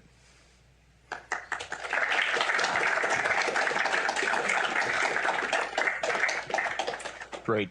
Robert, thank you very much. Michael, over to you. Thank you so much for having me.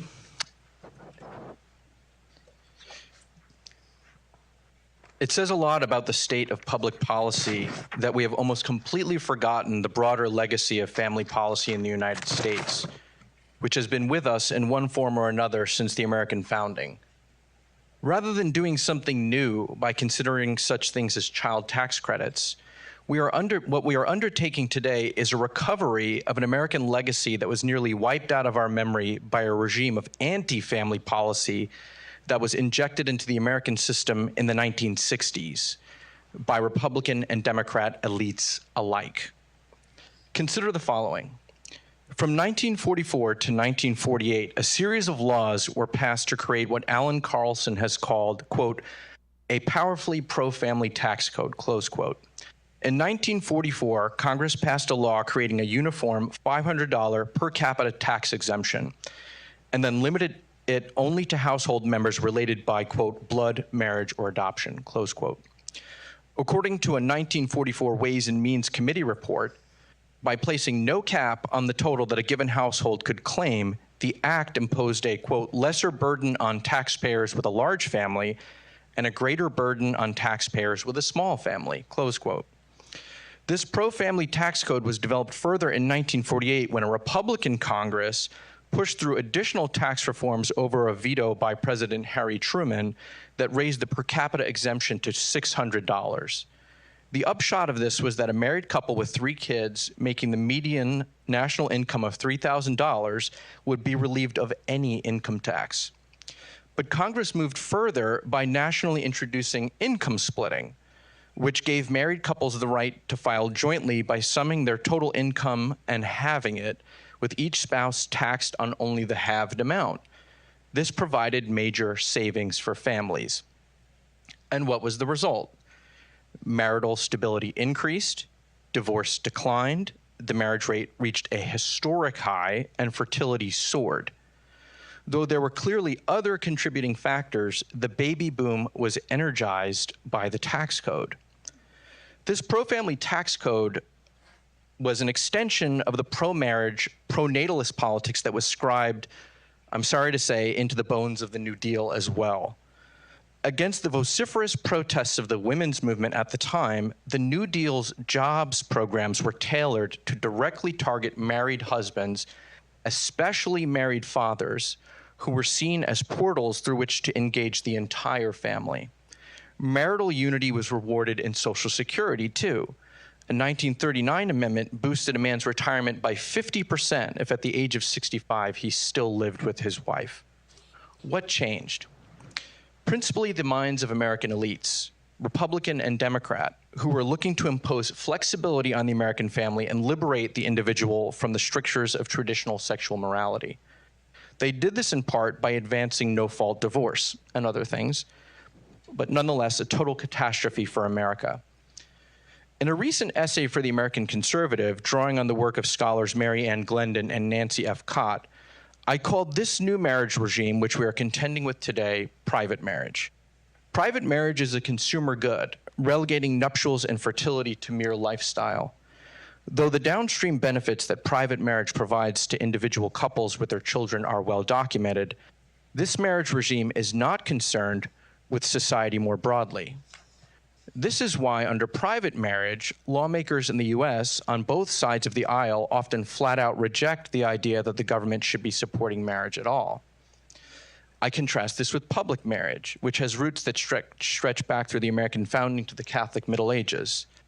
Public marriage was protected by laws against easy divorce and laws which safeguarded fertility and sexual mores. It makes future citizens, raises them in excellent character for the common good, and it was lifelong. Divorce was only permissible under extremely limited circumstances and only after intense public scrutiny, because in an important way, marriage belonged to the community as a whole. This was the marriage regime of the 1944 tax code and the New Deal. Private marriage has been built atop the ruins of public marriage. What does this have to do with pro-family policy today? 2 quick points. First, as Robert mentioned at the end of his comments, marriage is the main driver of fertility. If you want to increase fertility rates, you increase marriage rates. No easy thing, obviously. But nonetheless, divorce, therefore, is a direct threat to the marriage regime, public marriage, which can boost our national fertility. In the 2019 American Community Survey, 68% of divorced men ages 25 to 55 and 43% of divorced women over that span were childless.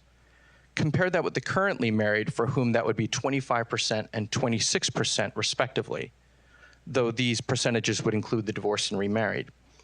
But even so, the divorced and remarried bear less of the fertility load. As my IFS colleague, demographer Lyman Stone has shown, divorce and remarriage acts like delayed marriage. The longer one spends being not married, the fewer children one is likely to have. Therefore, as we seek to stimulate new marriages, we must also act to preserve existing marriages. But this is my larger point. There is a fundamental tension between pro-family policy seeking to strengthen marriage and family and a legal regime, no-fault divorce, that diminishes them. IFS is supportive of child tax credits with work requirements, supportive of eliminating marriage penalties, and open to baby and marriage bonuses and other policies should political alignment make them possible. These can do an extraordinary amount of good, but we will get more out of them if the institution of marriage were not destabilized by no-fault divorce. Putting the political, legal, and cultural into alignment behind marriage is what has made the Hungarian experience so effective. In 2012, Article L of the Hungarian Constitution was introduced to enshrine marriage between a man and a woman. And divorce is not as permissive in Hungary as it is in the US. A constitutional amendment to do likewise in the US is dead in the water. Nonetheless, we must chip away at private marriage. Tightening up the divorce laws in red states would be a meaningful start. Thank you.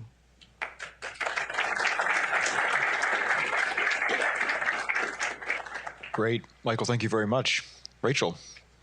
Thank you.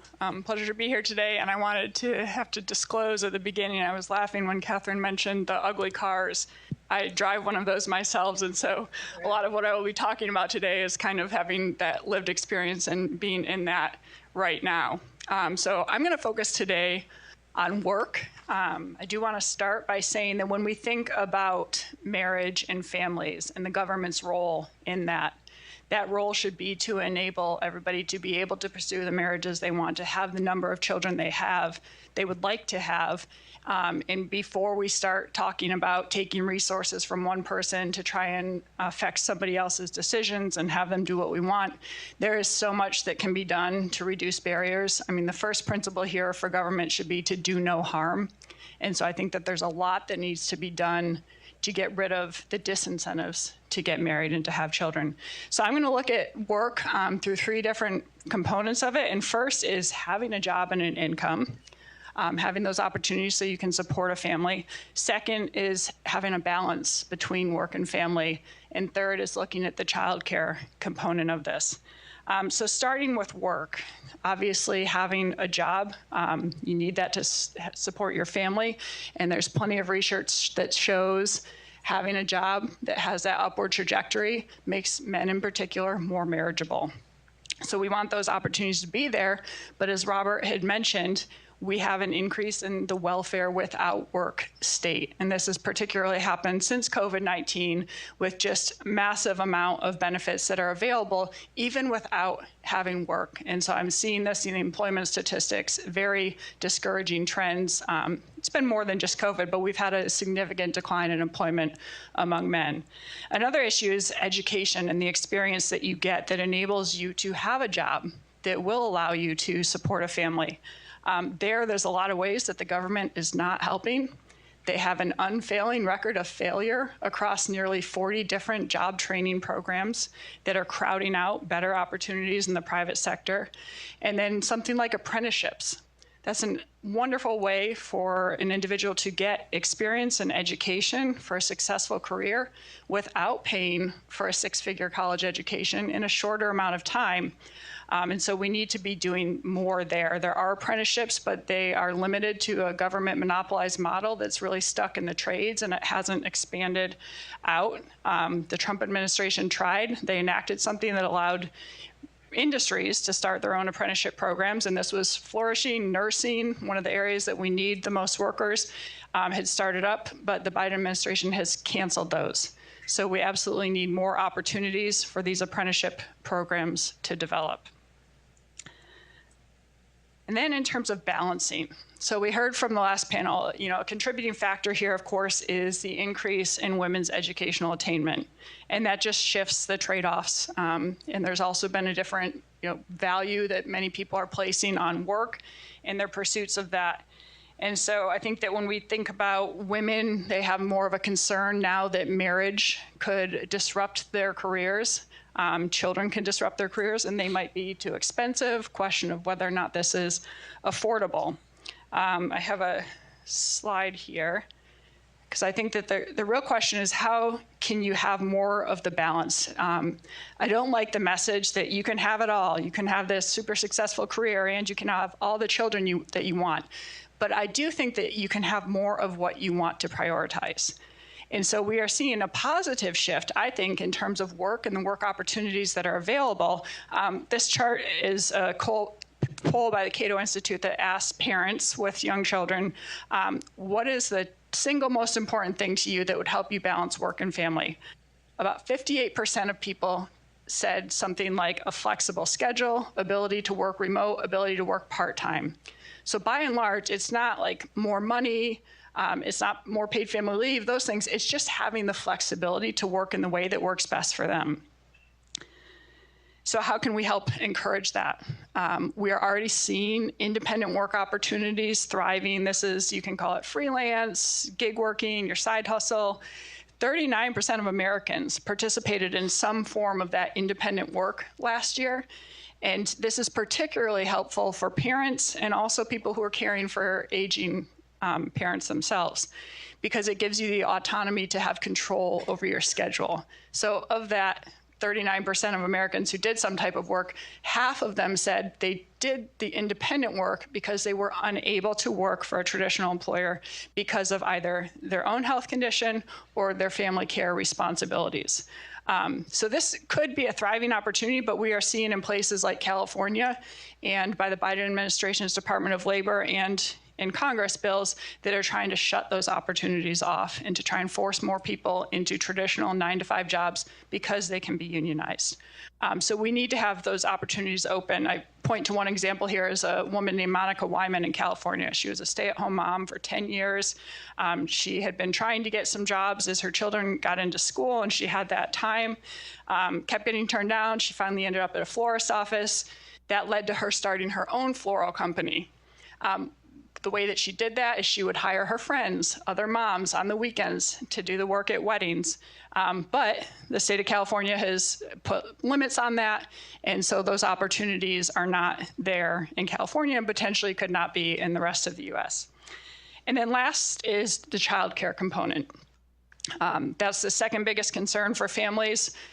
It has always been the case that parents have preferred to have a parent at home with the child. That's always been the majority of responses. But I think even more so now since COVID, and I have a slide here that shows parents' preferences for childcare for children. The first one is actually now that both parents work flexible jobs and are able to have childcare covered between the parents themselves. Next is one stay-at-home parent, and then you get to one parent part-time childcare. But I think that the solutions here are to have more options for childcare so that parents can feel comfortable knowing that if it's somebody who is facing the decision of choosing life or not, that they have the assurance that they will have an option that's affordable and that they're comfortable with.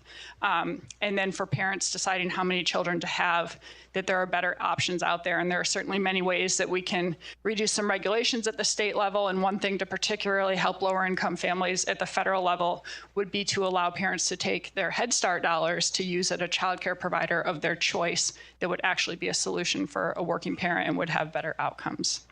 So I will stop there. Pass it on to Lindsay.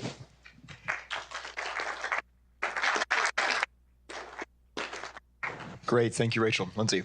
Great. Well, Paul, when you were calling everybody up one by one, I felt like the last lucky contestant on The Price is Right. You know, like, come on down. Great. Well, thanks for having me. It's really a delight to be here. This is such an important conversation. And before I talk about two reforms that I think would be critical to increasing the married birth rate, I did also want to add on to something Rachel said, which is one of the reasons we often hear people say that they delay childbirth is because of student loan debt.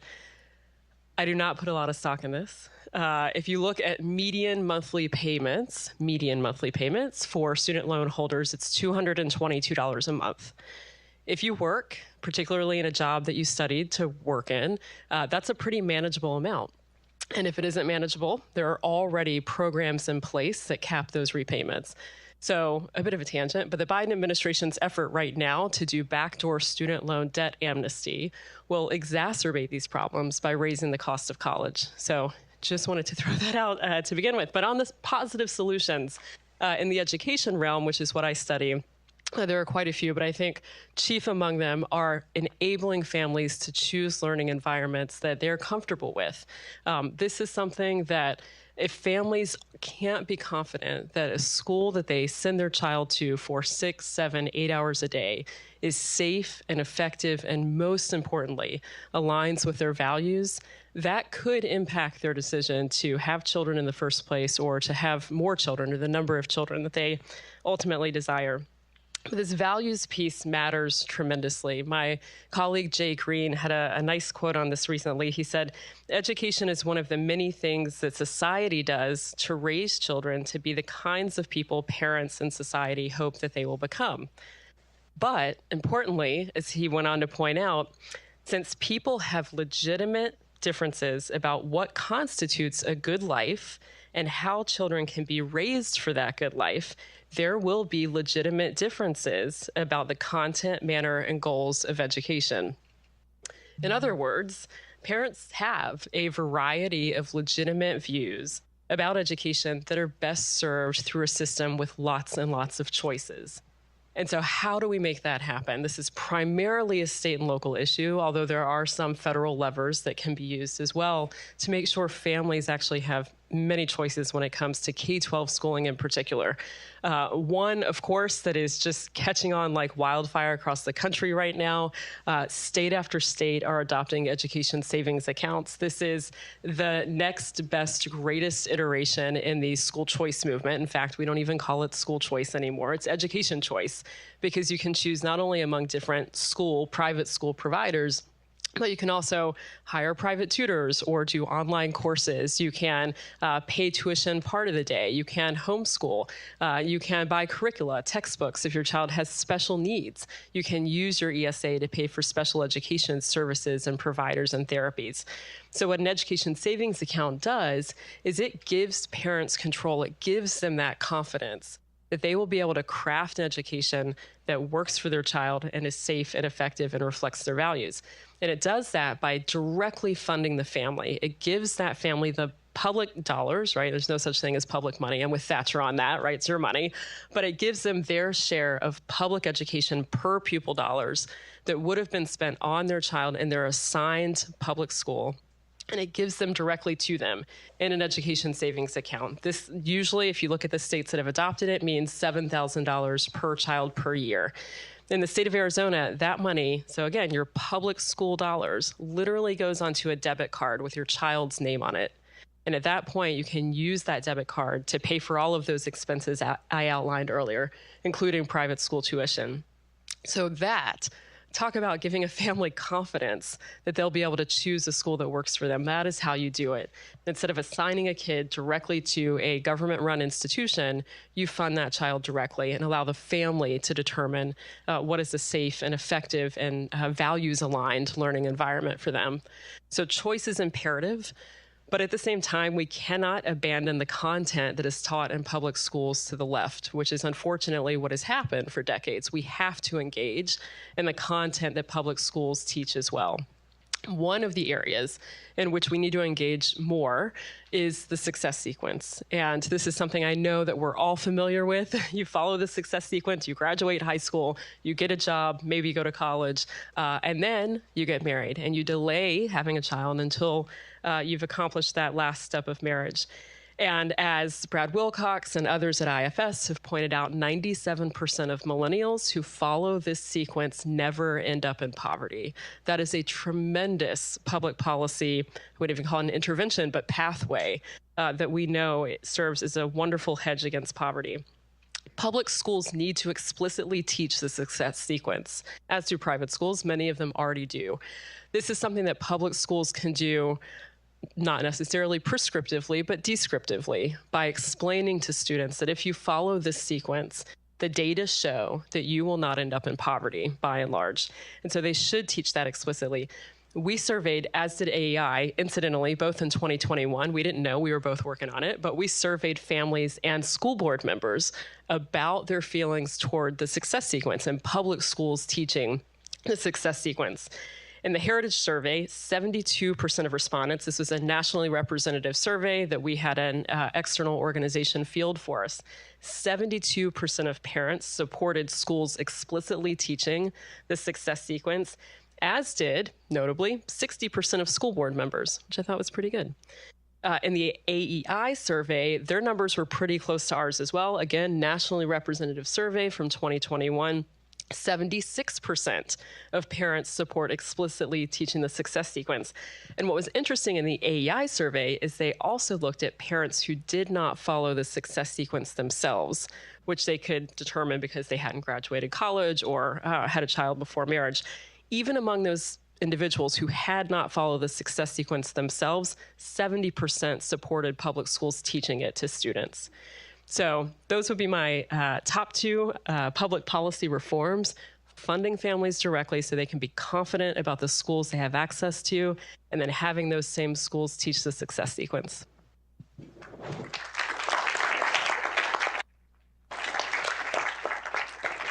Great. Well, thank you, Lindsay. I promised the panelists before we came into the room that they'd have an opportunity to vehemently agree or vociferously quarrel with any of their fellow panelists. So I surely hope it's the latter. It's a lot more fun for the moderator. So I want to throw it open for that right now. Any thoughts on your fellow panelists' presentations? trying to think of vociferous disagreement, but I don't really have any. I appreciate the effort. Yeah. I would just emphasize the importance of. I would just emphasize the importance of symbolic messages and teaching. We, as policy people, we like to think about economic incentives. All those charts I showed on welfare reform show the effects of welfare reform happening before anything happened in policy. That occurred because of the extremely strong symbolic messages that came out from Bill Clinton, who said he was going to end welfare as we know it. And everyone in low-income communities heard that and registered on it. It's the same thing with the success sequence. In low-income communities, they simply don't know that. And it's amazing, that we don't teach that. Suppose we never taught anyone that they should graduate from high school. I mean, kids from the time they're 5 are taught, hey, you need to graduate. But we do not teach that about marriage. But in fact, marriage is more significant in terms of reducing poverty than graduating from high school. Now we'll say, oh, he doesn't want people to graduate from high school. No, graduate from high school, but actually being married before you have kids is actually more important. But we don't teach it because it's against woke ideology, and this has been a very significant factor.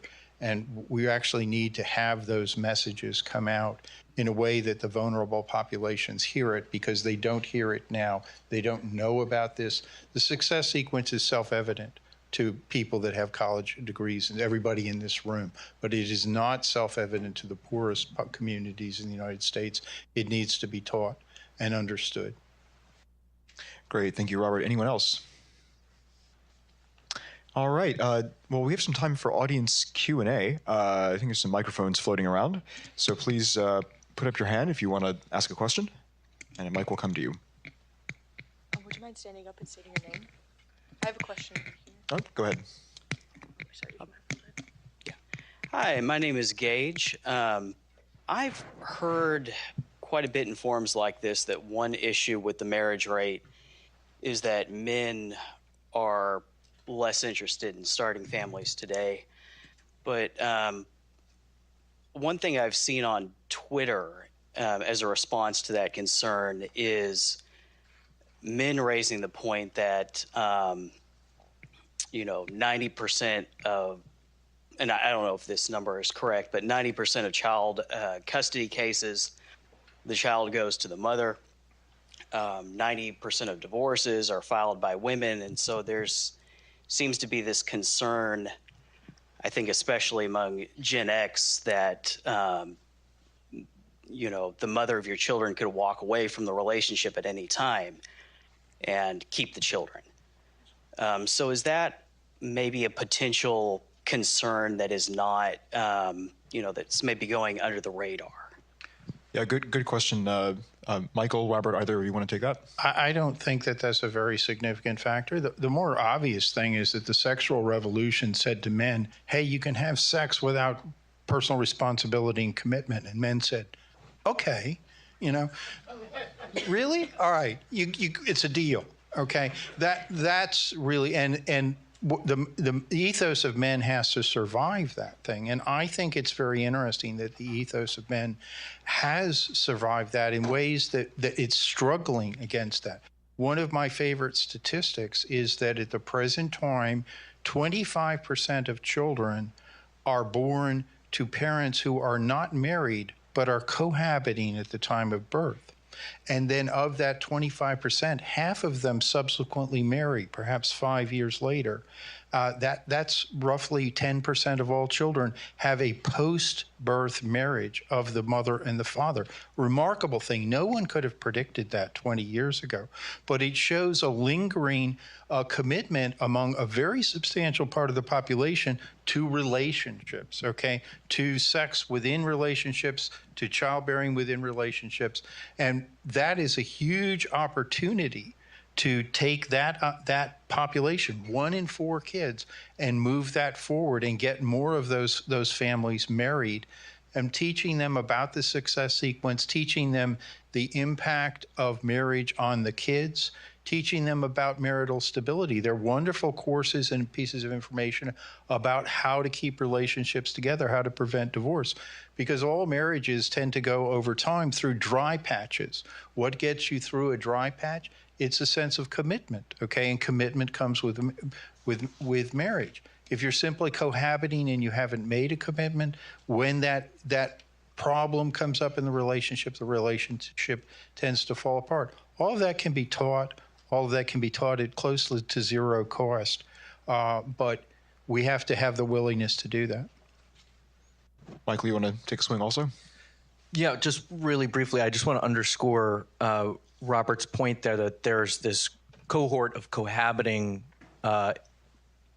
parents that should be, I think, an area of policy inquiry. What can we do to help get them into marriages? They're a group that is ripe for policy response. I don't know if we have that policy response just yet, but I'm just really quickly will just respond to this gentleman here. I do think that is an issue. I'll just give a brief story about how this is brought to IFS's attention rather frequently. We have a blog where I think we posted one piece by a gentleman whose name unfortunately is escaping me at the moment, but maybe it's better that I don't mention his name because he was an object of much dissent among our readership. I would get an email. It was on the men's movement, and I don't know anything. Honestly, I really don't know anything about that. I don't even quite know what it is, but they would always respond. It was a critique of something called the men's movement, and I would get an email maybe about once every few weeks of some guy just being like, you have no idea how much this offended me because I lived right, and then all of a sudden I was in divorce court, and my wife walked out, and she got all the money, she got the kids. I do think this is a big problem, that the power imbalance here when it comes to custody battles totally, almost entirely favor women.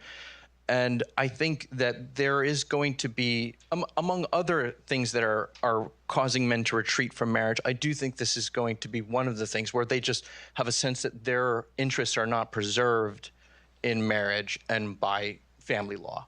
So that's something I think we need to address. All right, more questions. Time for a few more here.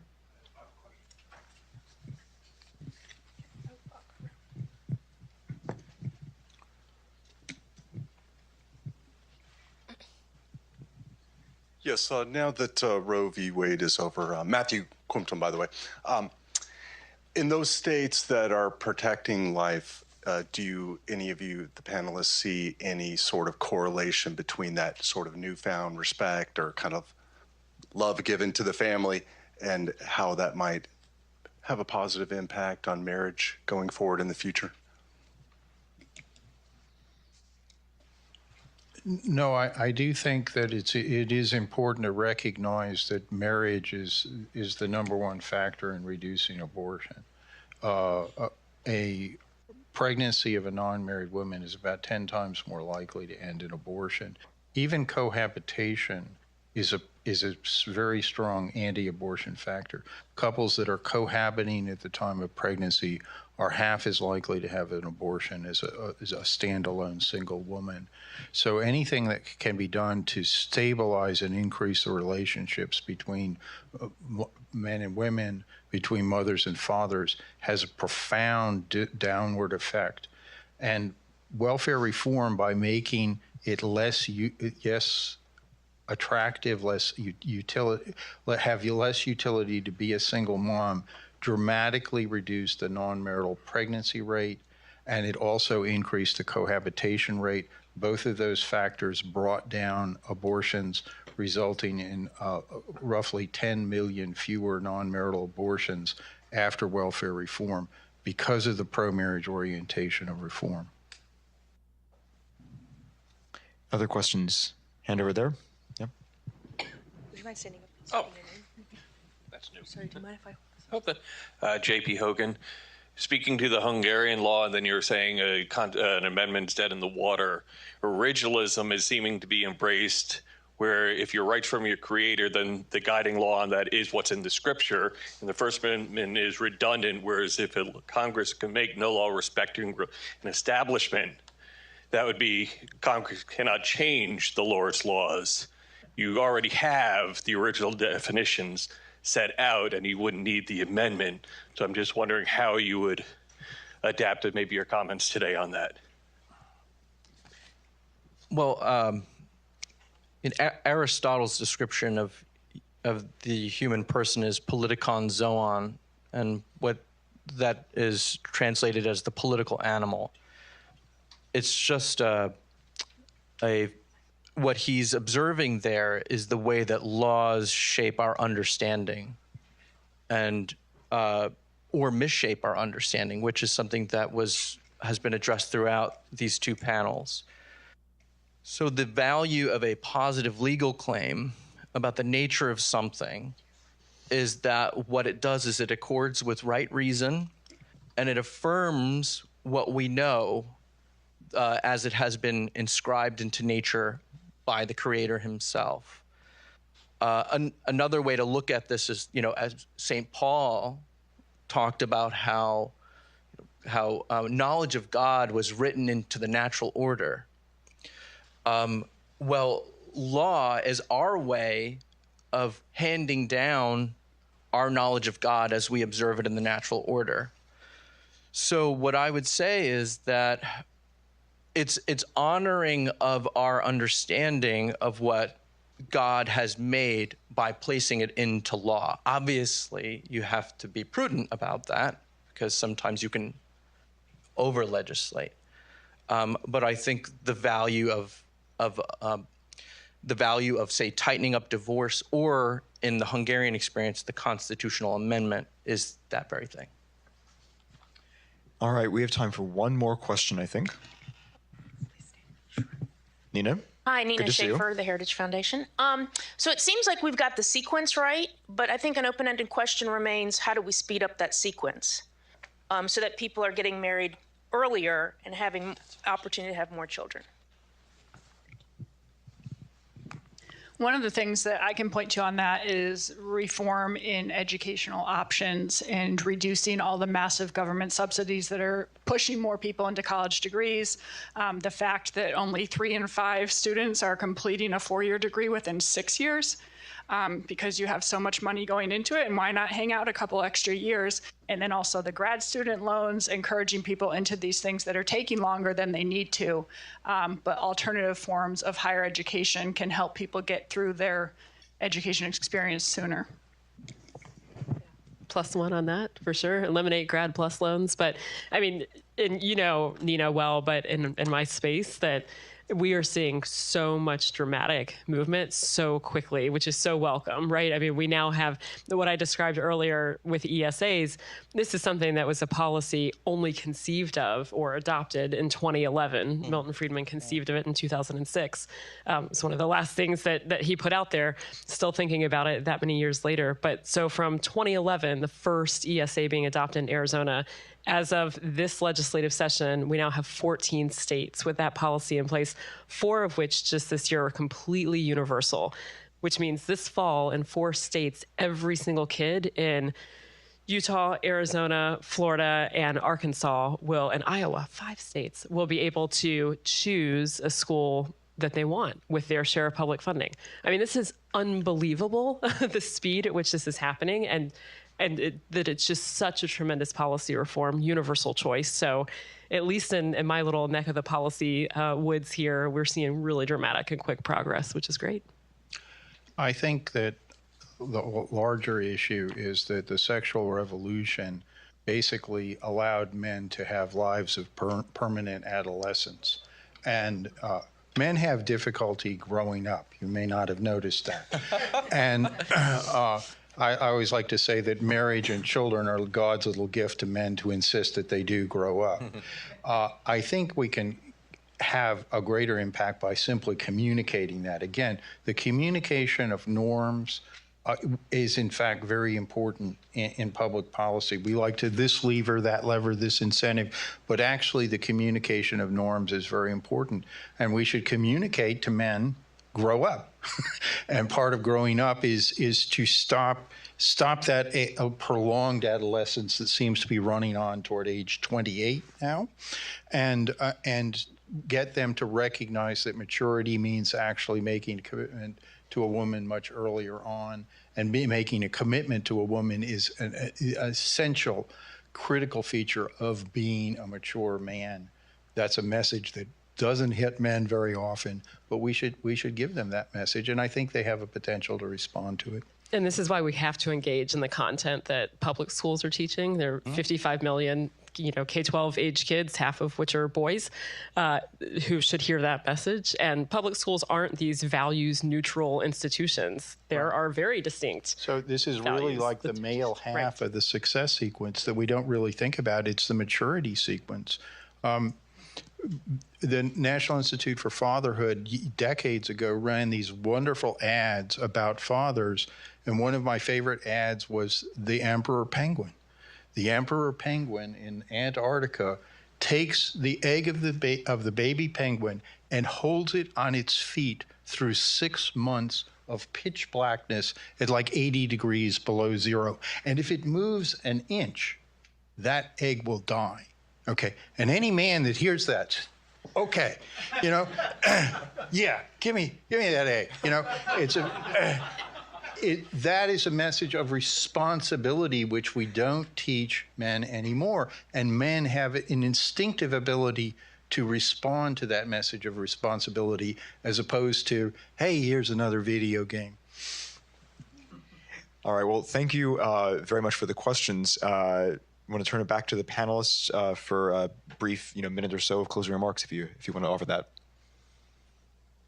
Well, I think we've hit a lot today. There are low-hanging fruit policy recommendations that are out there. And, I would and Rachel alluded to this a little bit earlier. I mean, this is not about, carving out brand new government programs in education. This is about taking the existing programs that are out there, the existing dollars that we're spending, and making sure that they're actually serving families by giving families control over how those dollars are used. And so it is I think in my mind, eminently reasonable policy reform to make. And, to the point earlier, I think this is why we're finally seeing such rapid adoption of these options in the state. So, the programs, the spending that are already out there, reforming those in such a way that it's serving families and not perpetuating bad policy.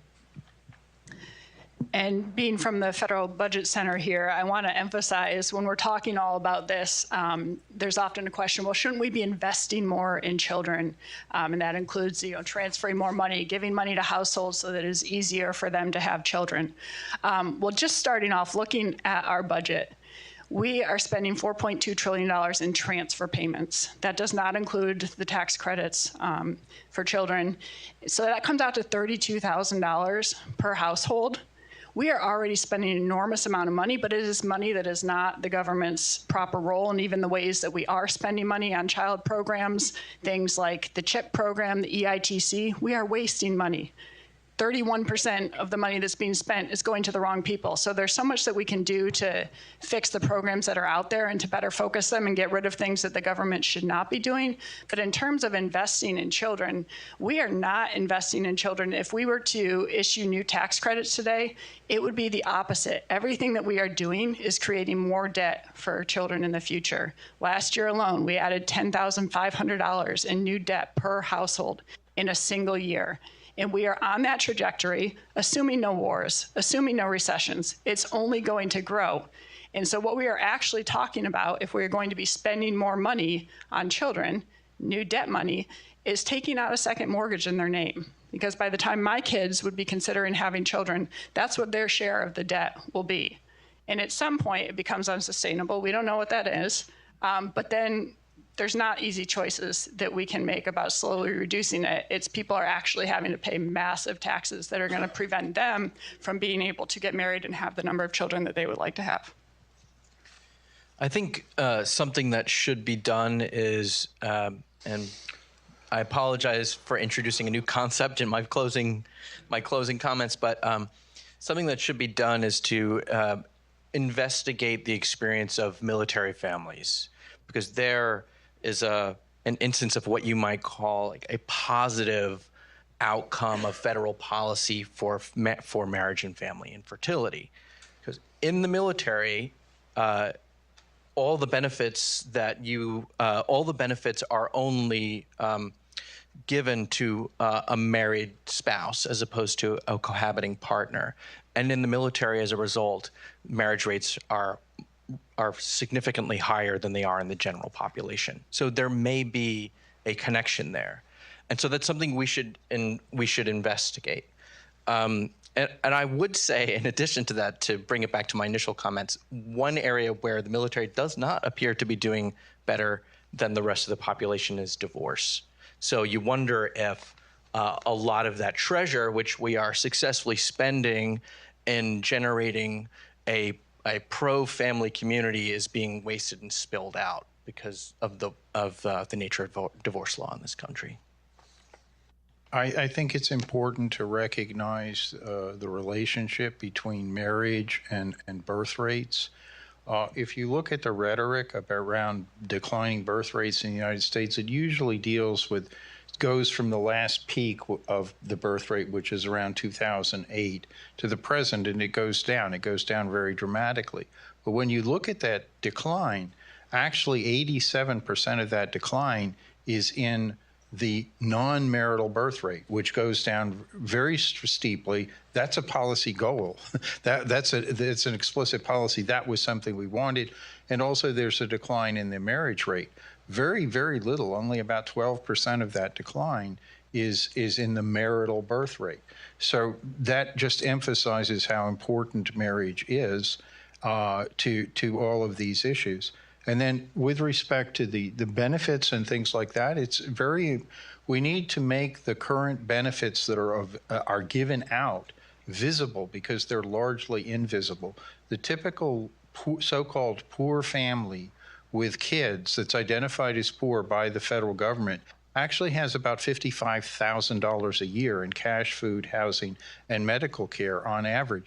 No one knows that, okay? The welfare state is deliberately invisible, and it feeds the idea that what we need is more subsidies, more subsidies. We don't need more subsidies. We simply need to use the existing subsidies in a way that's pro-human. It's pro-marriage, pro-work.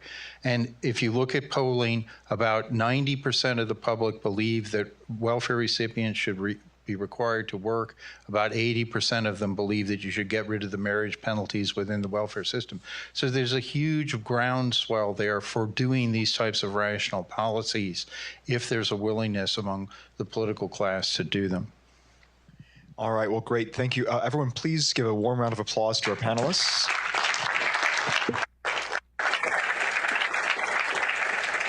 All right. I'm going to invite Roger back to the stage. This will conclude our program.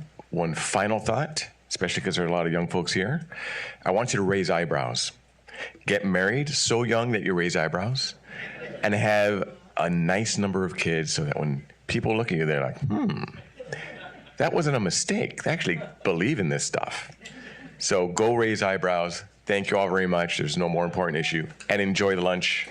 Thank you to our panelists.